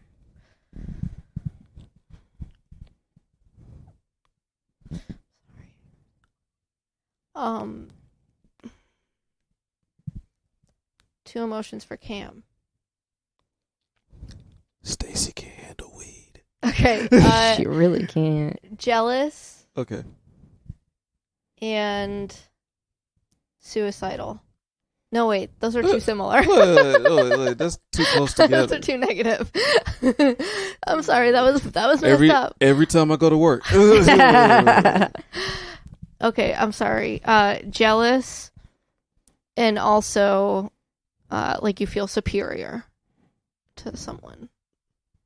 Oh man, I was in high school, and man, this chick that I was talking to, and I got a phone number, and like we went on a date, and it was dope as hell. I'm not gonna say her name, but like it was dope as hell. I'm like, man, this girl fine as hell and shit like that. And then she dumped me, and she dumped me for. I don't mean nothing by this, but she dumped me for a white guy, but I don't mean nothing by it. It was like, what the fuck? Like, yeah. And but like, I knew her sister, and we went to the same school and shit like that. I knew her mama. Her mama liked me too. And it was like, she dumped me for like a white guy. I was like, it's like that Chris Rock been like, hey, what do I got to do to get with you? It's funny. And I'm like, no, this some bullshit, man. I'm the shit. I was holding doors open. I'm like these other motherfuckers, man. I'm not a game banger or nothing like that. Like, but like she, oh, I was so upset. But, I don't know. She probably got 10 kids by now. It's like, I feel that pain. Like I've had an ex who broke up with me, and I was like kind of salty about it, and they got with somebody, and I'm like, that's who you dumped me for? Like, seriously? Like, that person is missing an eye. Like, you have to help them with shit. Like, what? is it Cotton Eye Joe?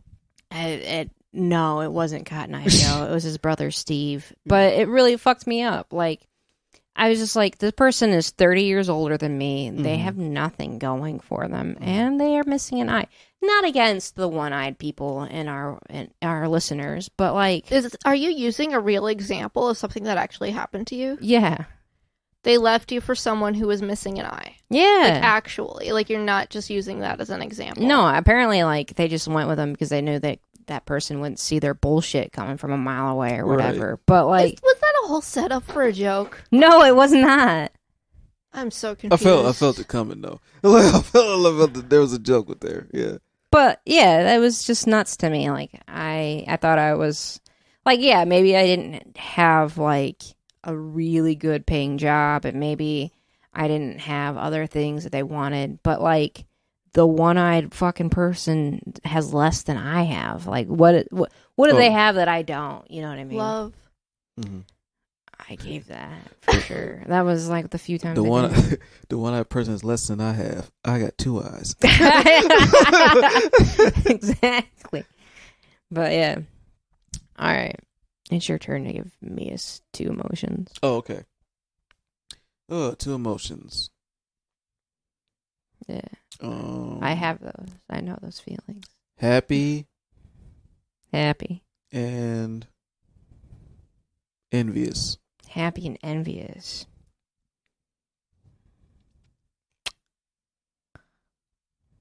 I would say when I got second place for anything. Oh.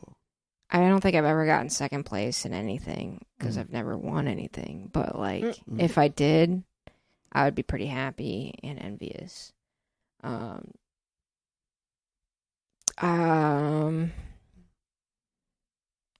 can't think of any other situation. I've been really happy in my life, but also envious a lot at the same time. But those, if I said those scenarios, I feel like it would seem very like, how could you be that way? Like petty? Yeah. Every time I look at Facebook sometimes. You look at Facebook and you're like happy and envious. Yeah. Like, hey, I'm happy that you got married. Like, I'm still single. Yeah. Fuck you. Yeah, I think when my sister got married, I was like happy and envious. Or like when I went to it was like a slight competition down in Avon, Indiana. Mm-hmm. Like the Red Curb Cafe, I think it was. Okay. Like, this dude, he came to graffiti one time. It was a magician, Daniel Lusk. Yeah, he won the competition. I got second place. Yeah. Oh shit! Yeah. I was like, okay, nobody's gonna beat the magician. So like, you know what I'm saying? So like, yeah, but like, yeah, that was kind of like, okay, cool. But at least like people like liked my shit. Yeah, I mean that's nice. That's nice when people like your shit. Like I do get envious of Stacey sometimes. I'm For not gonna what? lie, because you're really good at what you do. At comedy? Yeah, Mm-hmm. Oh, okay. because I'm like happy that you killed it, but then I'm like, fuck. You know what I mean? Yeah. Yeah, like I said, like you're top 5 in Fort Wayne. My top 5, really. Yeah, you're in my top 5 too. Thank you. Yeah, it'll go Mufasa because nobody's beating that. Alex, you, TV, and I'll go back and forth with this one. I'll say probably Cool Cat. I'm not in your top 5. No. 6 months, okay. I know I should be in your top 5 because I'm this good at 6 months. Yeah, I feel like the people you're listing are the ones who have done it the longest. Right. Yeah. But I'm not going to give my top 5. Because the last time I gave my top 5, I got a lot of shit for it. I gave it to Isaiah, and Isaiah was giving me shit, not only in the car, but at the bar afterwards. Was it and because then he wasn't? Wait, because he wasn't on there? he was on there. Oh. I was also on there. And he's like, how can you be in your own top 5? Oh yeah, that's the thing though. Like I don't put myself nowhere near the top 5. But like But you're killing it though. yeah, I mean I'll do okay. I'm sure you're in someone's top 5. Yeah. Mm-hmm. I gotta say this now that I'm getting drunk. Like when I first saw you, like you're a lot better now than when I saw you in 6 months ago. Mm-hmm. You know what I mean? Like I've seen growth from you as a comedian. I have to be honest. I feel like you, Drew, and Jared are kind of like at the same level. Like you guys are all doing like I feel like almost like just as successfully as each other. Right. Yeah. Yeah. Yeah. No, Jared is definitely one of the best like joke writers. Drew is great.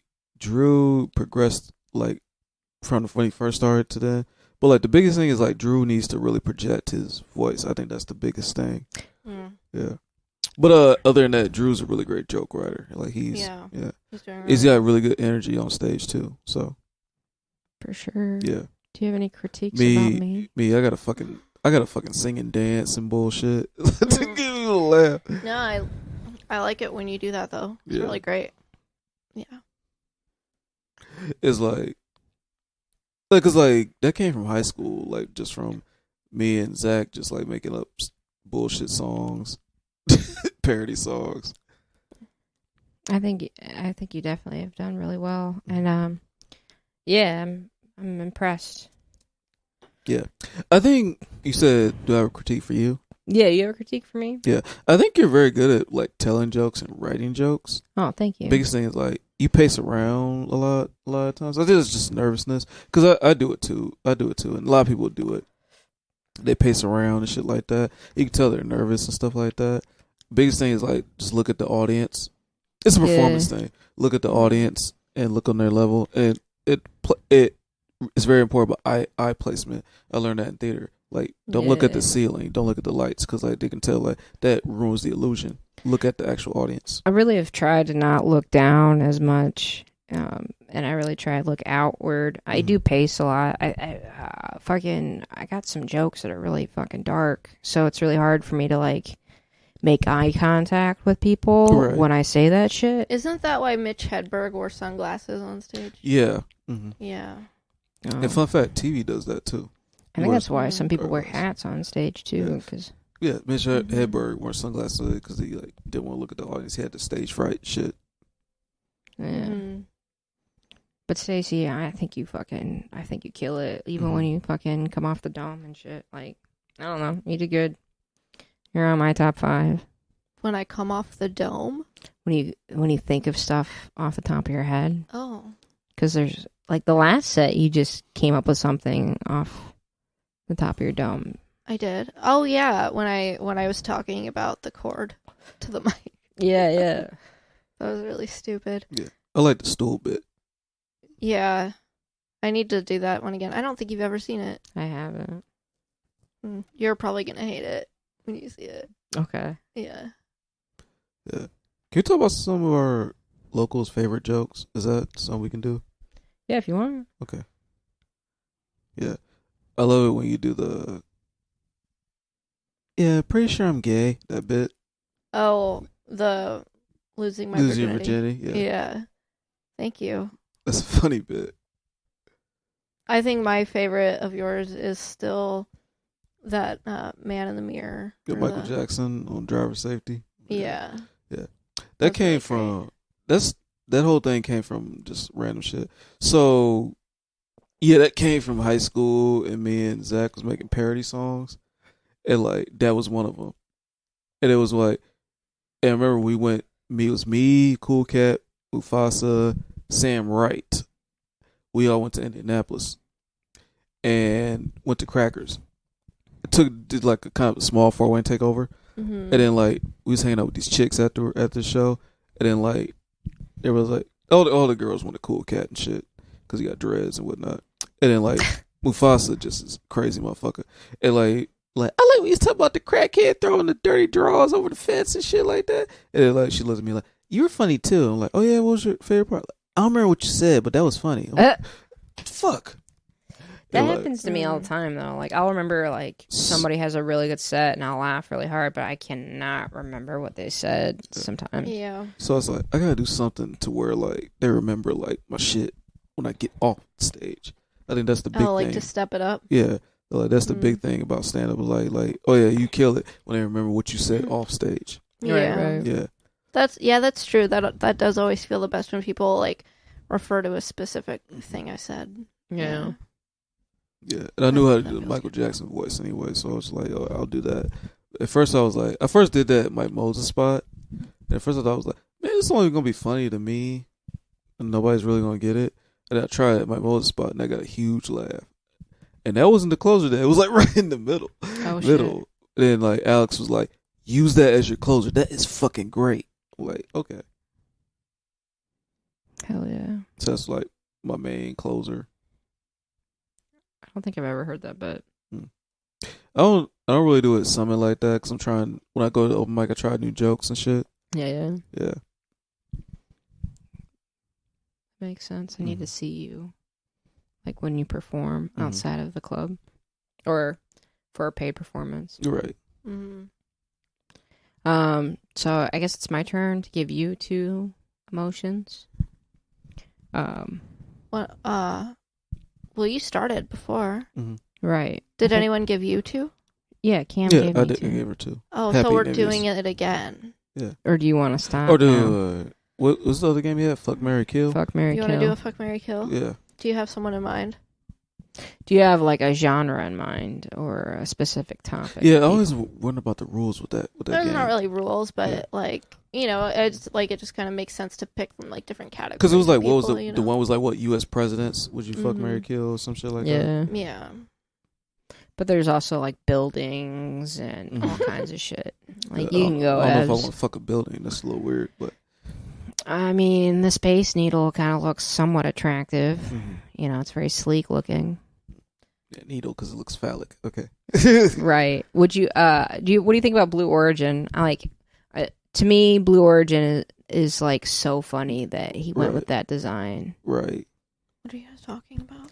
Blue Origin is Jeff Bezos' like outside enterprise from Amazon. I'll say it. Oh. And it's a shuttle, and it looks just like a penis. Oh, Yeah. really? It looks exactly. I had like a And it's called Blue Origin. Yeah. That's a disgusting name. What were you? Well, there was a whole meme about that. Because remember Austin Powers? I think it was the second one. He made that rocket that looked like a dick. On Austin Powers. Yeah. Oh. And it was like there was that whole like, hey, there's an unidentified object, sir. Like looks like a giant, and it would cut to like different scenes of people saying names for the dick or whatever. Yeah. Maybe that's what UFOs are. Maybe like the flying saucers that we see. Maybe they're supposed to be like vaginas. They might be. There's just some more advanced versions of these rich people dicks. Rich people dicks. That's what a dick looks for an Oh my alien in gosh. space. Yeah, does it not look like a penis? That is so crazy. It looks exactly like a penis. Like, obviously, they knew that that's what it was going to look like. And he just went with it. He's like, yep, this is what I need. Looks like a giant Wow. dick. Can you see that over there? It looks like oh man, it looks like a huge pecker. Oh, you know what? Oh, that's not a wet pecker. That's somebody's privates.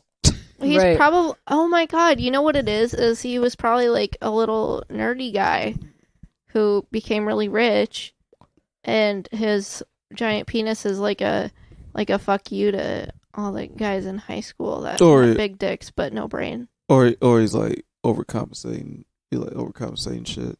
Yeah, because he has a tiny penis. It could be all of the above. That's a Either he has a tiny penis or he is just like a wimpy nerdy guy. But he could have a really big penis. You don't know. Am I being super offensive right now? I should ask Jeff Bezos. uh, I do want to know about his penis length, only because of Blue Origin. Maybe he designed it to look like that specifically so people can ask about his dick size because it's so ginormous. yeah. We had a dude. Right. We had a dude in college, and he had a huge dick, flaccid. No shit. It's like that wine bottle. No shit. Like just flaccid. Yikes! It was like That's too big. like what the fuck, dog? Like That would kill somebody. it was like man, Liam got a fucking baseball bat. His shit ain't even hard. We in the fucking shower. And like, but he was a really nice guy. Of course, Like is. he wasn't a. Yeah. I feel like the nicest people I ever met in my life that were men was because they had giant penises. Like For sure. Like he wasn't an asshole or nothing like that. He was really cool. Like look, huge. Everybody made fun of him because he had a huge dick. I don't know why. I feel bad for big dick dudes because, like, it's really hard for a woman to be like, yes, I want all of those 12 inches inside of me. That's a very intimidating size. It's a very select Yeah. few. They're like, yeah, I want all that. Oh, my God. They're like, but like, yeah, logistically, it's like, yes. Right, like you're going to Oh, that feel my shit hurts. stomach Oh. acid after trying to fellatiate you or You whatever. can get bladder infections and shit like that. Yeah. I don't know about bladder infections from a giant dick, but I should look that up. If you, the bacteria get pushed up in there, so that's why. From a giant penis? Mm-hmm. I feel like... What? Yeah. I I looked at, I heard this from a Instagram model, so like, okay. it's not gospel, but it's like, yeah. I need to look further into this because I feel like bacterial infections will happen regardless. Mm-hmm.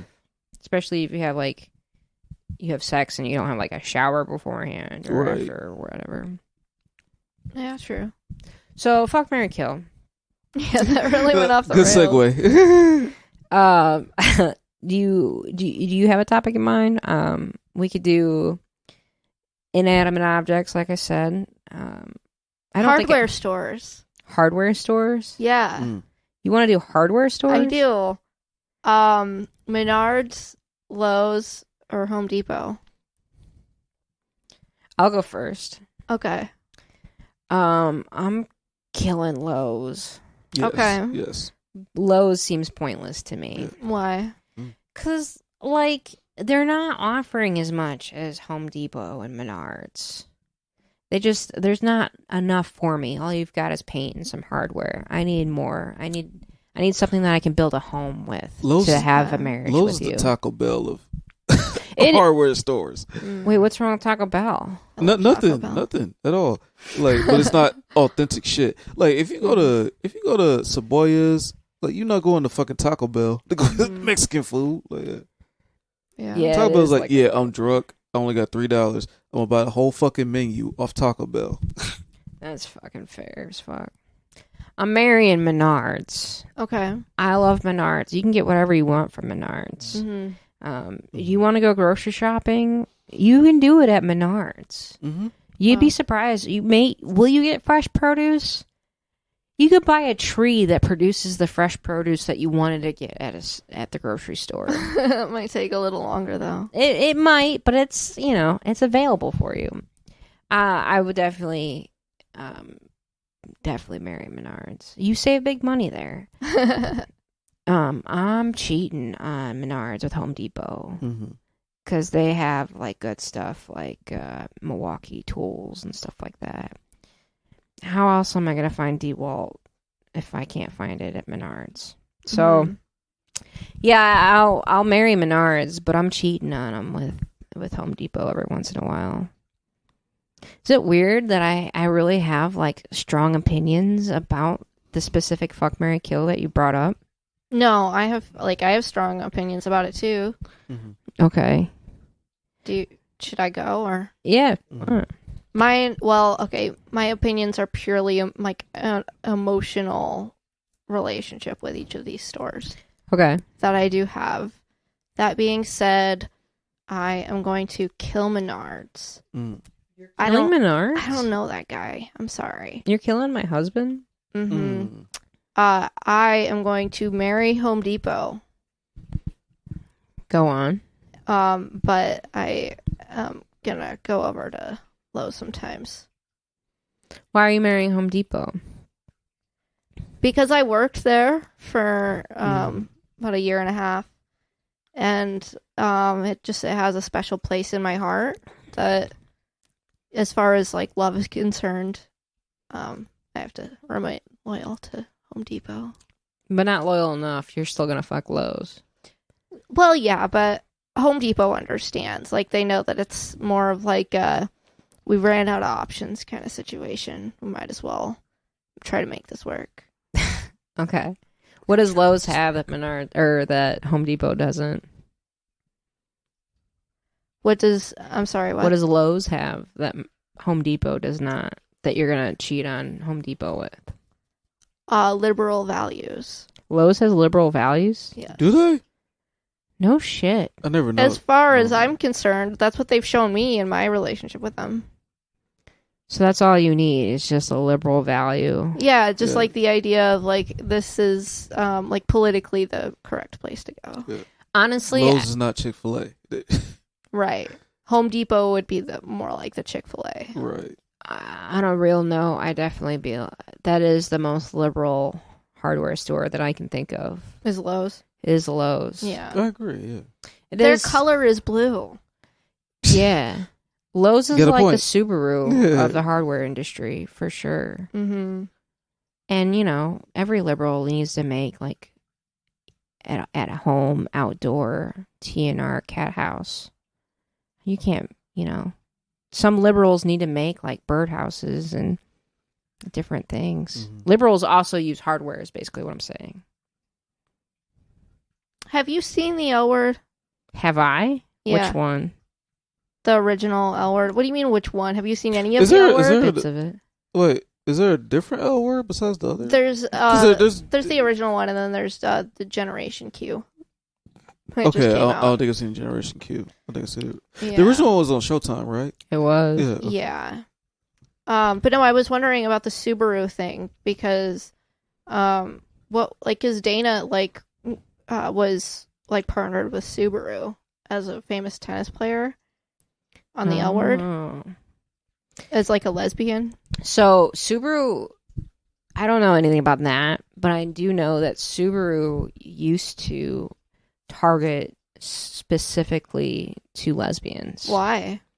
I don't know. They just saw a market for it. And they saw it was untapped, and they went with it. They were the first ones to contribute to prides, different pride parades. They'd use elusive terminology using single women in their ad campaigns back in the 90s.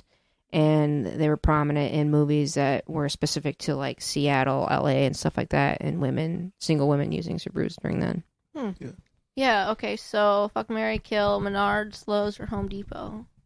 I say kill Lowe's because they generic. Like I said, they're the Taco Bell of hardware stores. I would say Mary Ace Hardware is that way. Okay, yeah. Marry Home Depot because they're dependable. Yeah. They're dependable. You can get anything you need from there. Mm-hmm. And then I would fuck Menards because you can get way more than you need at Menards. Yeah, I think I got some furniture from Menards.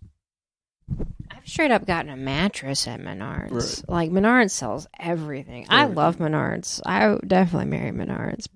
Menards be the side chick that you really want, but you can't have type shit. No, Menards is married material for me. But I get it. You want them to have the whole kit and caboodle as a side chick. Mm-hmm. I get it. Who'd you marry? Home Depot? Home Depot. Why? They're dependable. All You right. get what you need from Home Depot. They're very dependable. Is it the song that they play? Yeah. That's what I thought. It is a really good song. It's very catchy. It makes me feel like I'm at home. Does it? Yeah. I feel like I'm definitely doing stuff when I'm listening to that Home Depot You know what song. I don't know. You remember commercials as a kid that had a theme song with it? It was like Chuck E. Cheese's, or a kid could be a kid. Yeah. Oh yeah. All that catchy shit. It didn't even really have to be good, did it? It really didn't. Trying to think of one. 7-Eleven had one, or not 7-Eleven. White Hen. Mm-hmm. You get all your things at White Hen. And then, yeah. O'Reilly. I still hear that to this day. I really like Fred Grody commercials. I'm a dealer for the people. Yeah. They're always topical and, to the point. I can't think of any other commercials. Cuckoo for Cocoa Puffs. That's a great slogan. Right. Mm-hmm. Or McDonald's, we love to see you smile. Cookie Crisp. That's actually not a very good slogan. We love to see you smile. That's stupid. Why? Versus what it is now? Wait, what was it? What is it now? What was it now? I'm loving it. I'm loving it. Oh. I think I'm loving it is better. Why? Because we love to see you smile is kind of predatory. Ronald McDonald, some bullshit. Yeah, it's like Ronald McDonald's a weird marketing ploy for sure. I'm loving We'd it love is just to more see you casual. Yeah. Oh, you remember It's like saying, "Hey, we're over here loving it. You can come get it if you want or not." Yeah. Do you remember the one that had Do you believe in magic? It was a McDonald's one, yeah. I don't remember that. No. I think it was back in the 90s and shit. They had like, do you believe in magic? Oh. That's a great song. Was that written for McDonald's? No, they just used that as one of their slogans Mm. for the Happy Meals and shit. Well, Ronald McDonald's really fucking weird because, nobody likes clowns. Not that much. But that was, the ploy to get them into their play place and shit. Fucking odd. But that was a long, long time ago. Ooh. It was when parents were still grasping at straws as to what kids like. And what you can do indoors, I guess. I remember the play place. McDonald's play place was always where it was. Yeah. Do you remember having like birthday parties there? Yeah. Yeah. No, Pizza Hut was where the birthday parties were. Those were really cool too because you had the little video games and Mhm. shit. Yeah. Well, Chuck E. Cheese is really the Of course, yeah. like Yeah. that was the winner. They stepped their pizza game up too. Did that? Yeah, Chuck E. Cheese? Yeah, I took my niece and nephew there. You can order Chuck E. Cheese on DoorDash under Pasquale's Pizza. I really like Chuck E. Cheese pizza. And they serving alcohol there too. So Well, you kind of have to be if you're an adult at a Chuck E. Cheese. Screaming kids, ah! But they don't have the ball pit anymore, which just make me sad. Do kids really need ball pits? Mm-hmm. Like, why do kids like other than? I mean, they're fun, yeah, for sure. But also, like It's anything nasty. could be in there. It's nasty. It's germ ridden. Kids put Yeah. the balls in their mouth and put the shit back in there. And Yeah. And it's not like anyone ever cleans the balls. No. Like, they might empty it and put it back in to sift through, but And then, how often do they sift through it? Like, how many fucking Band-Aids have fell in a ball pit? probably just anytime they get a complaint. If they get a complaint, then they clean it out. Ugh. Yeah, that's really gross. Imagine how much sediment is at the bottom of that. right. Ugh. Ugh. Yikes. But I mean, it's like a nice little place for a kid to like fall out of a slide to, like a pool or whatever. Right. Yeah. But I don't know. Yeah. What's another really good like? You know what? We're getting silly here. Ball pits are fine for kids. Right. They've been fine for kids for years. I got pee. I never died from being in a ball pit. That's true. You haven't. Hey, where do we want to go from here? Probably end the recording soon. I was thinking that too. Is there anything you wanted to say, Stacy? Should we wait for Cam to get back? For sure, but in the meantime, is there anything you wanted to say on the podcast? Like to you? To me, the listeners, to both. Specifically both. I think both would be preferred.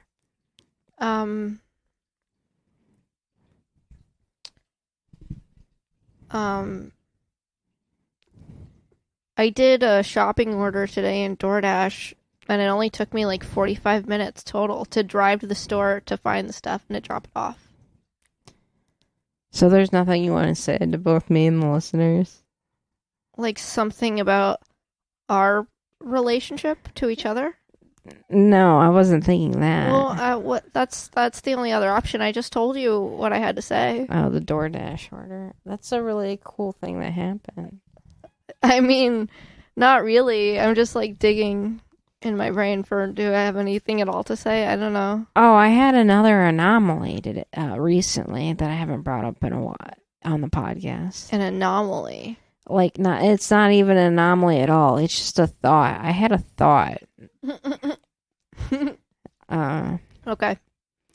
But I think it's crazy that like, so when we get sick, right? Mm-hmm. Yeah. And our body attacks the illness, the Mhm. disease that's hurting us. Mm-hmm. That is the symptoms of what we have. It's what our body is doing to the disease, not the disease itself. Oh wow, that's crazy. So like the fever It's to isn't kill. is to kill the virus or whatever it is. It's Wow. not like the disease making us get hot. It's our brain telling our body to attack those problems. So then when we take pain medications, does it stop our body from healing itself? I have no clue. I'm still taking ibuprofen when I have a fever. That's just what I'm going to do. I have to break that fever somehow. But I don't know. That's a good question. That's something I've always wondered myself.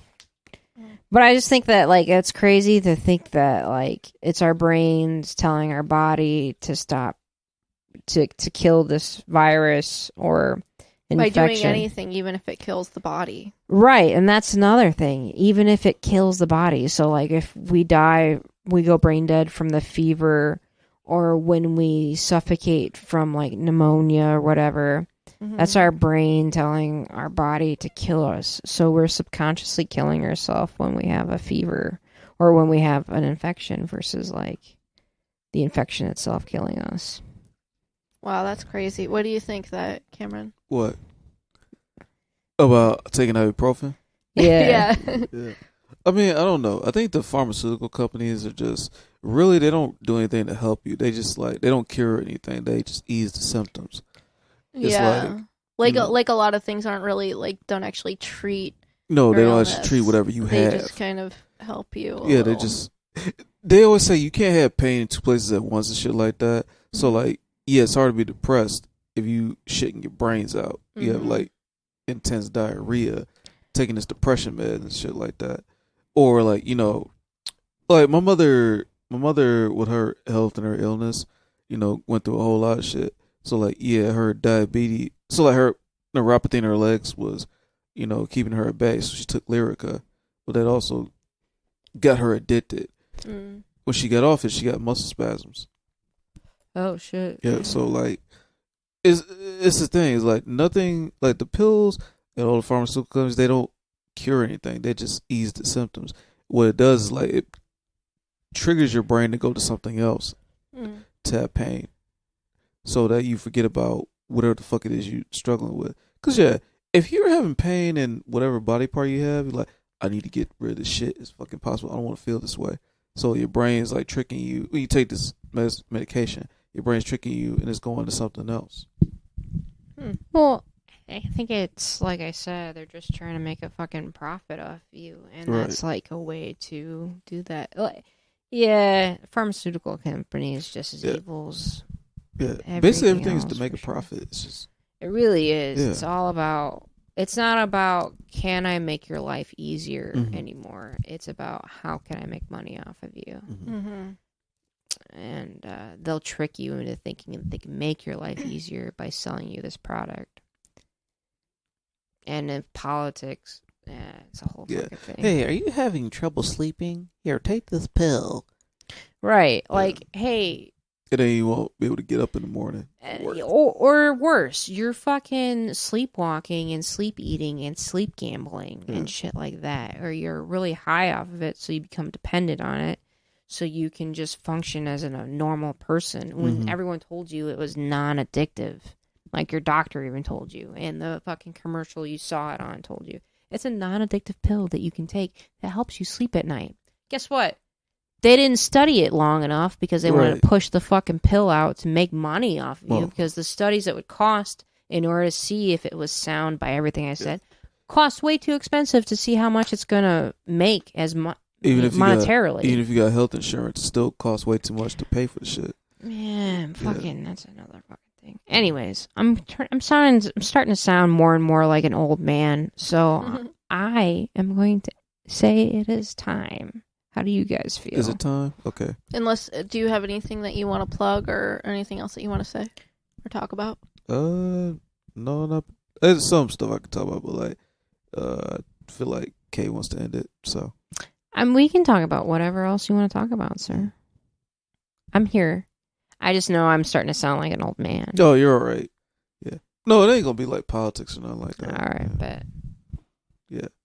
But like, you say you wanted to end at 10. It's almost 10:30. Is it almost 10:30? Oh, yeah. It's probably a good time to end. Yeah. Yeah, it's 10:17. Yeah. Was there anything you want to promote? Like what shows you got coming up?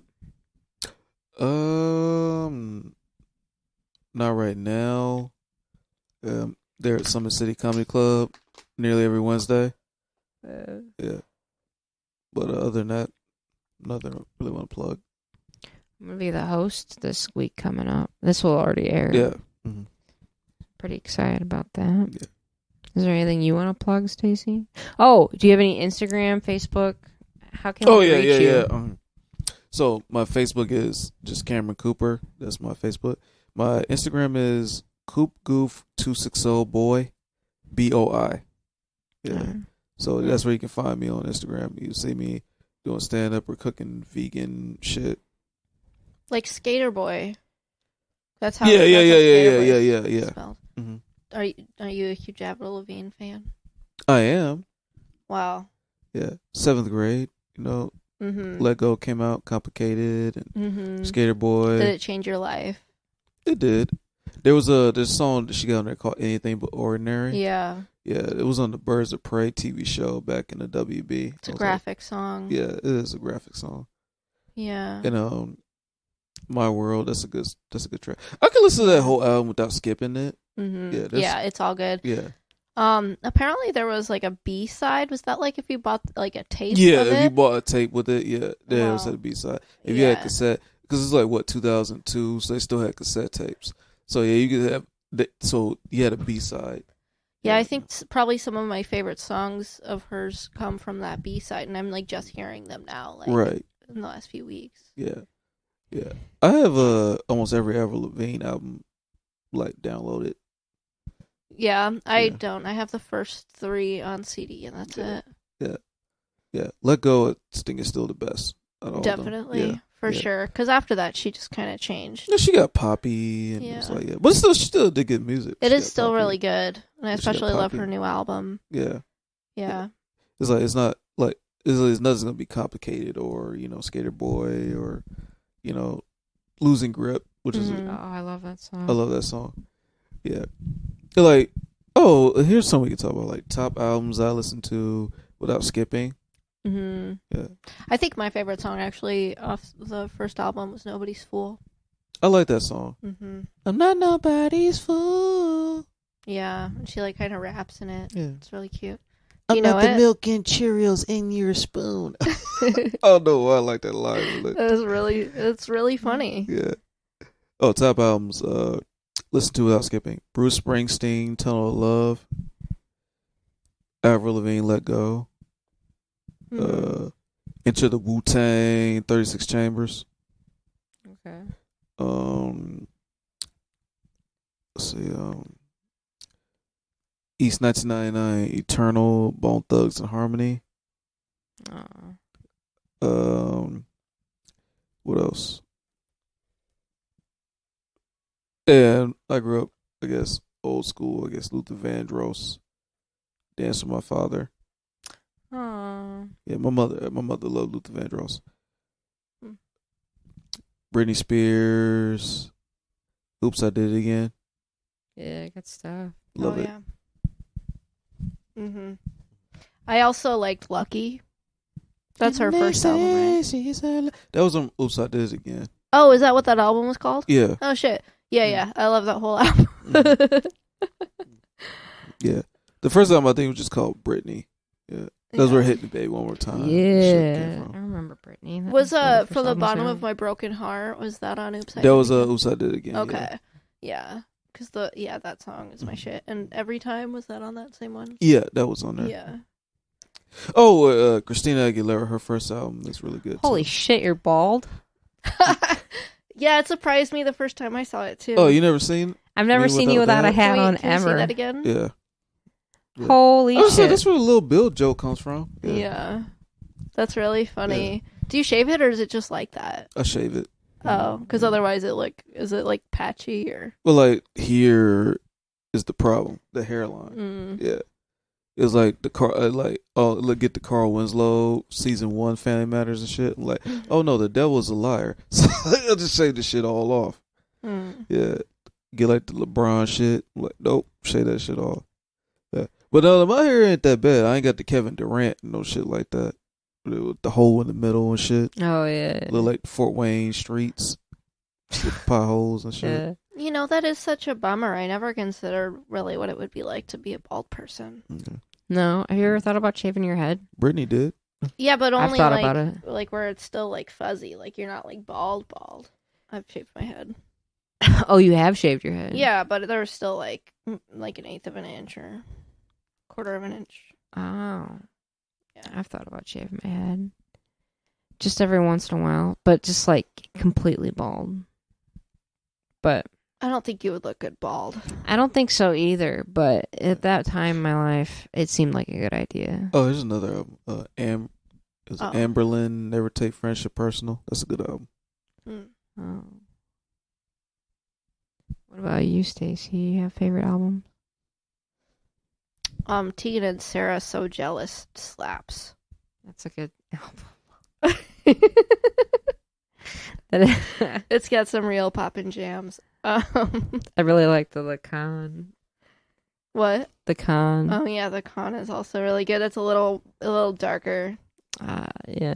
Yeah. Well, not really darker. Dark. It's just like a different kind of sadness. Well, a lot of it's sad. A lot of Tegan and Sarah's sad songs. Some of them are not. Some of them are really poppy. I feel like they got poppy recently. Yeah.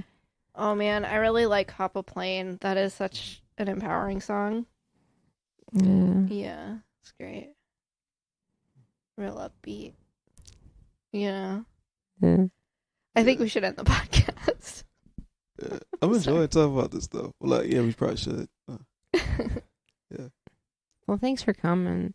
Hey, is there anything you want to plug, Stacey? You got any shows coming up? Instagram? No, Facebook? I don't have any of that. You don't have any of that? Nope. No shows? Nothing. No steak bully stuff? Nope. All right. What about you? You can see me doing stand-up in Fort Wayne locally. You want to see me do some stand-up soon? I'll be at Summit City doing open mic on Wednesdays. And where else? I am a host of another open mic on Tuesdays at Wrigley. Come see me host and work that. See some of the local comedians. If you're a local comedian or a comedian that is out of town looking for an open mic on a Tuesday, get a hold of me. K Banks. Yep, all that. All that. Yeah. New year, new me. Trying new shit out. Seeing what happens. Kill some jokes. Start some new jokes up. We'll see what this year brings. Hopefully nothing but good. That was so positive. Yeah. Yeah. Yeah. Again, new So year, new me. positive. All right. Thank you for coming, Cam. Yeah. I appreciate fun. it. Yeah. I'm glad you had fun, man. Yeah. Was I a fun guest? I don't know. Yeah, I'm just like Yeah. Yeah, it was a good time. I had a good time. POD'd it so high, and my reefer and blunts all that's needed. What song is that? That's a Bone Thugs song.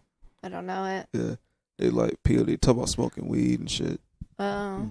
Yeah. All right, ladies and gentlemen. I got 5 on it.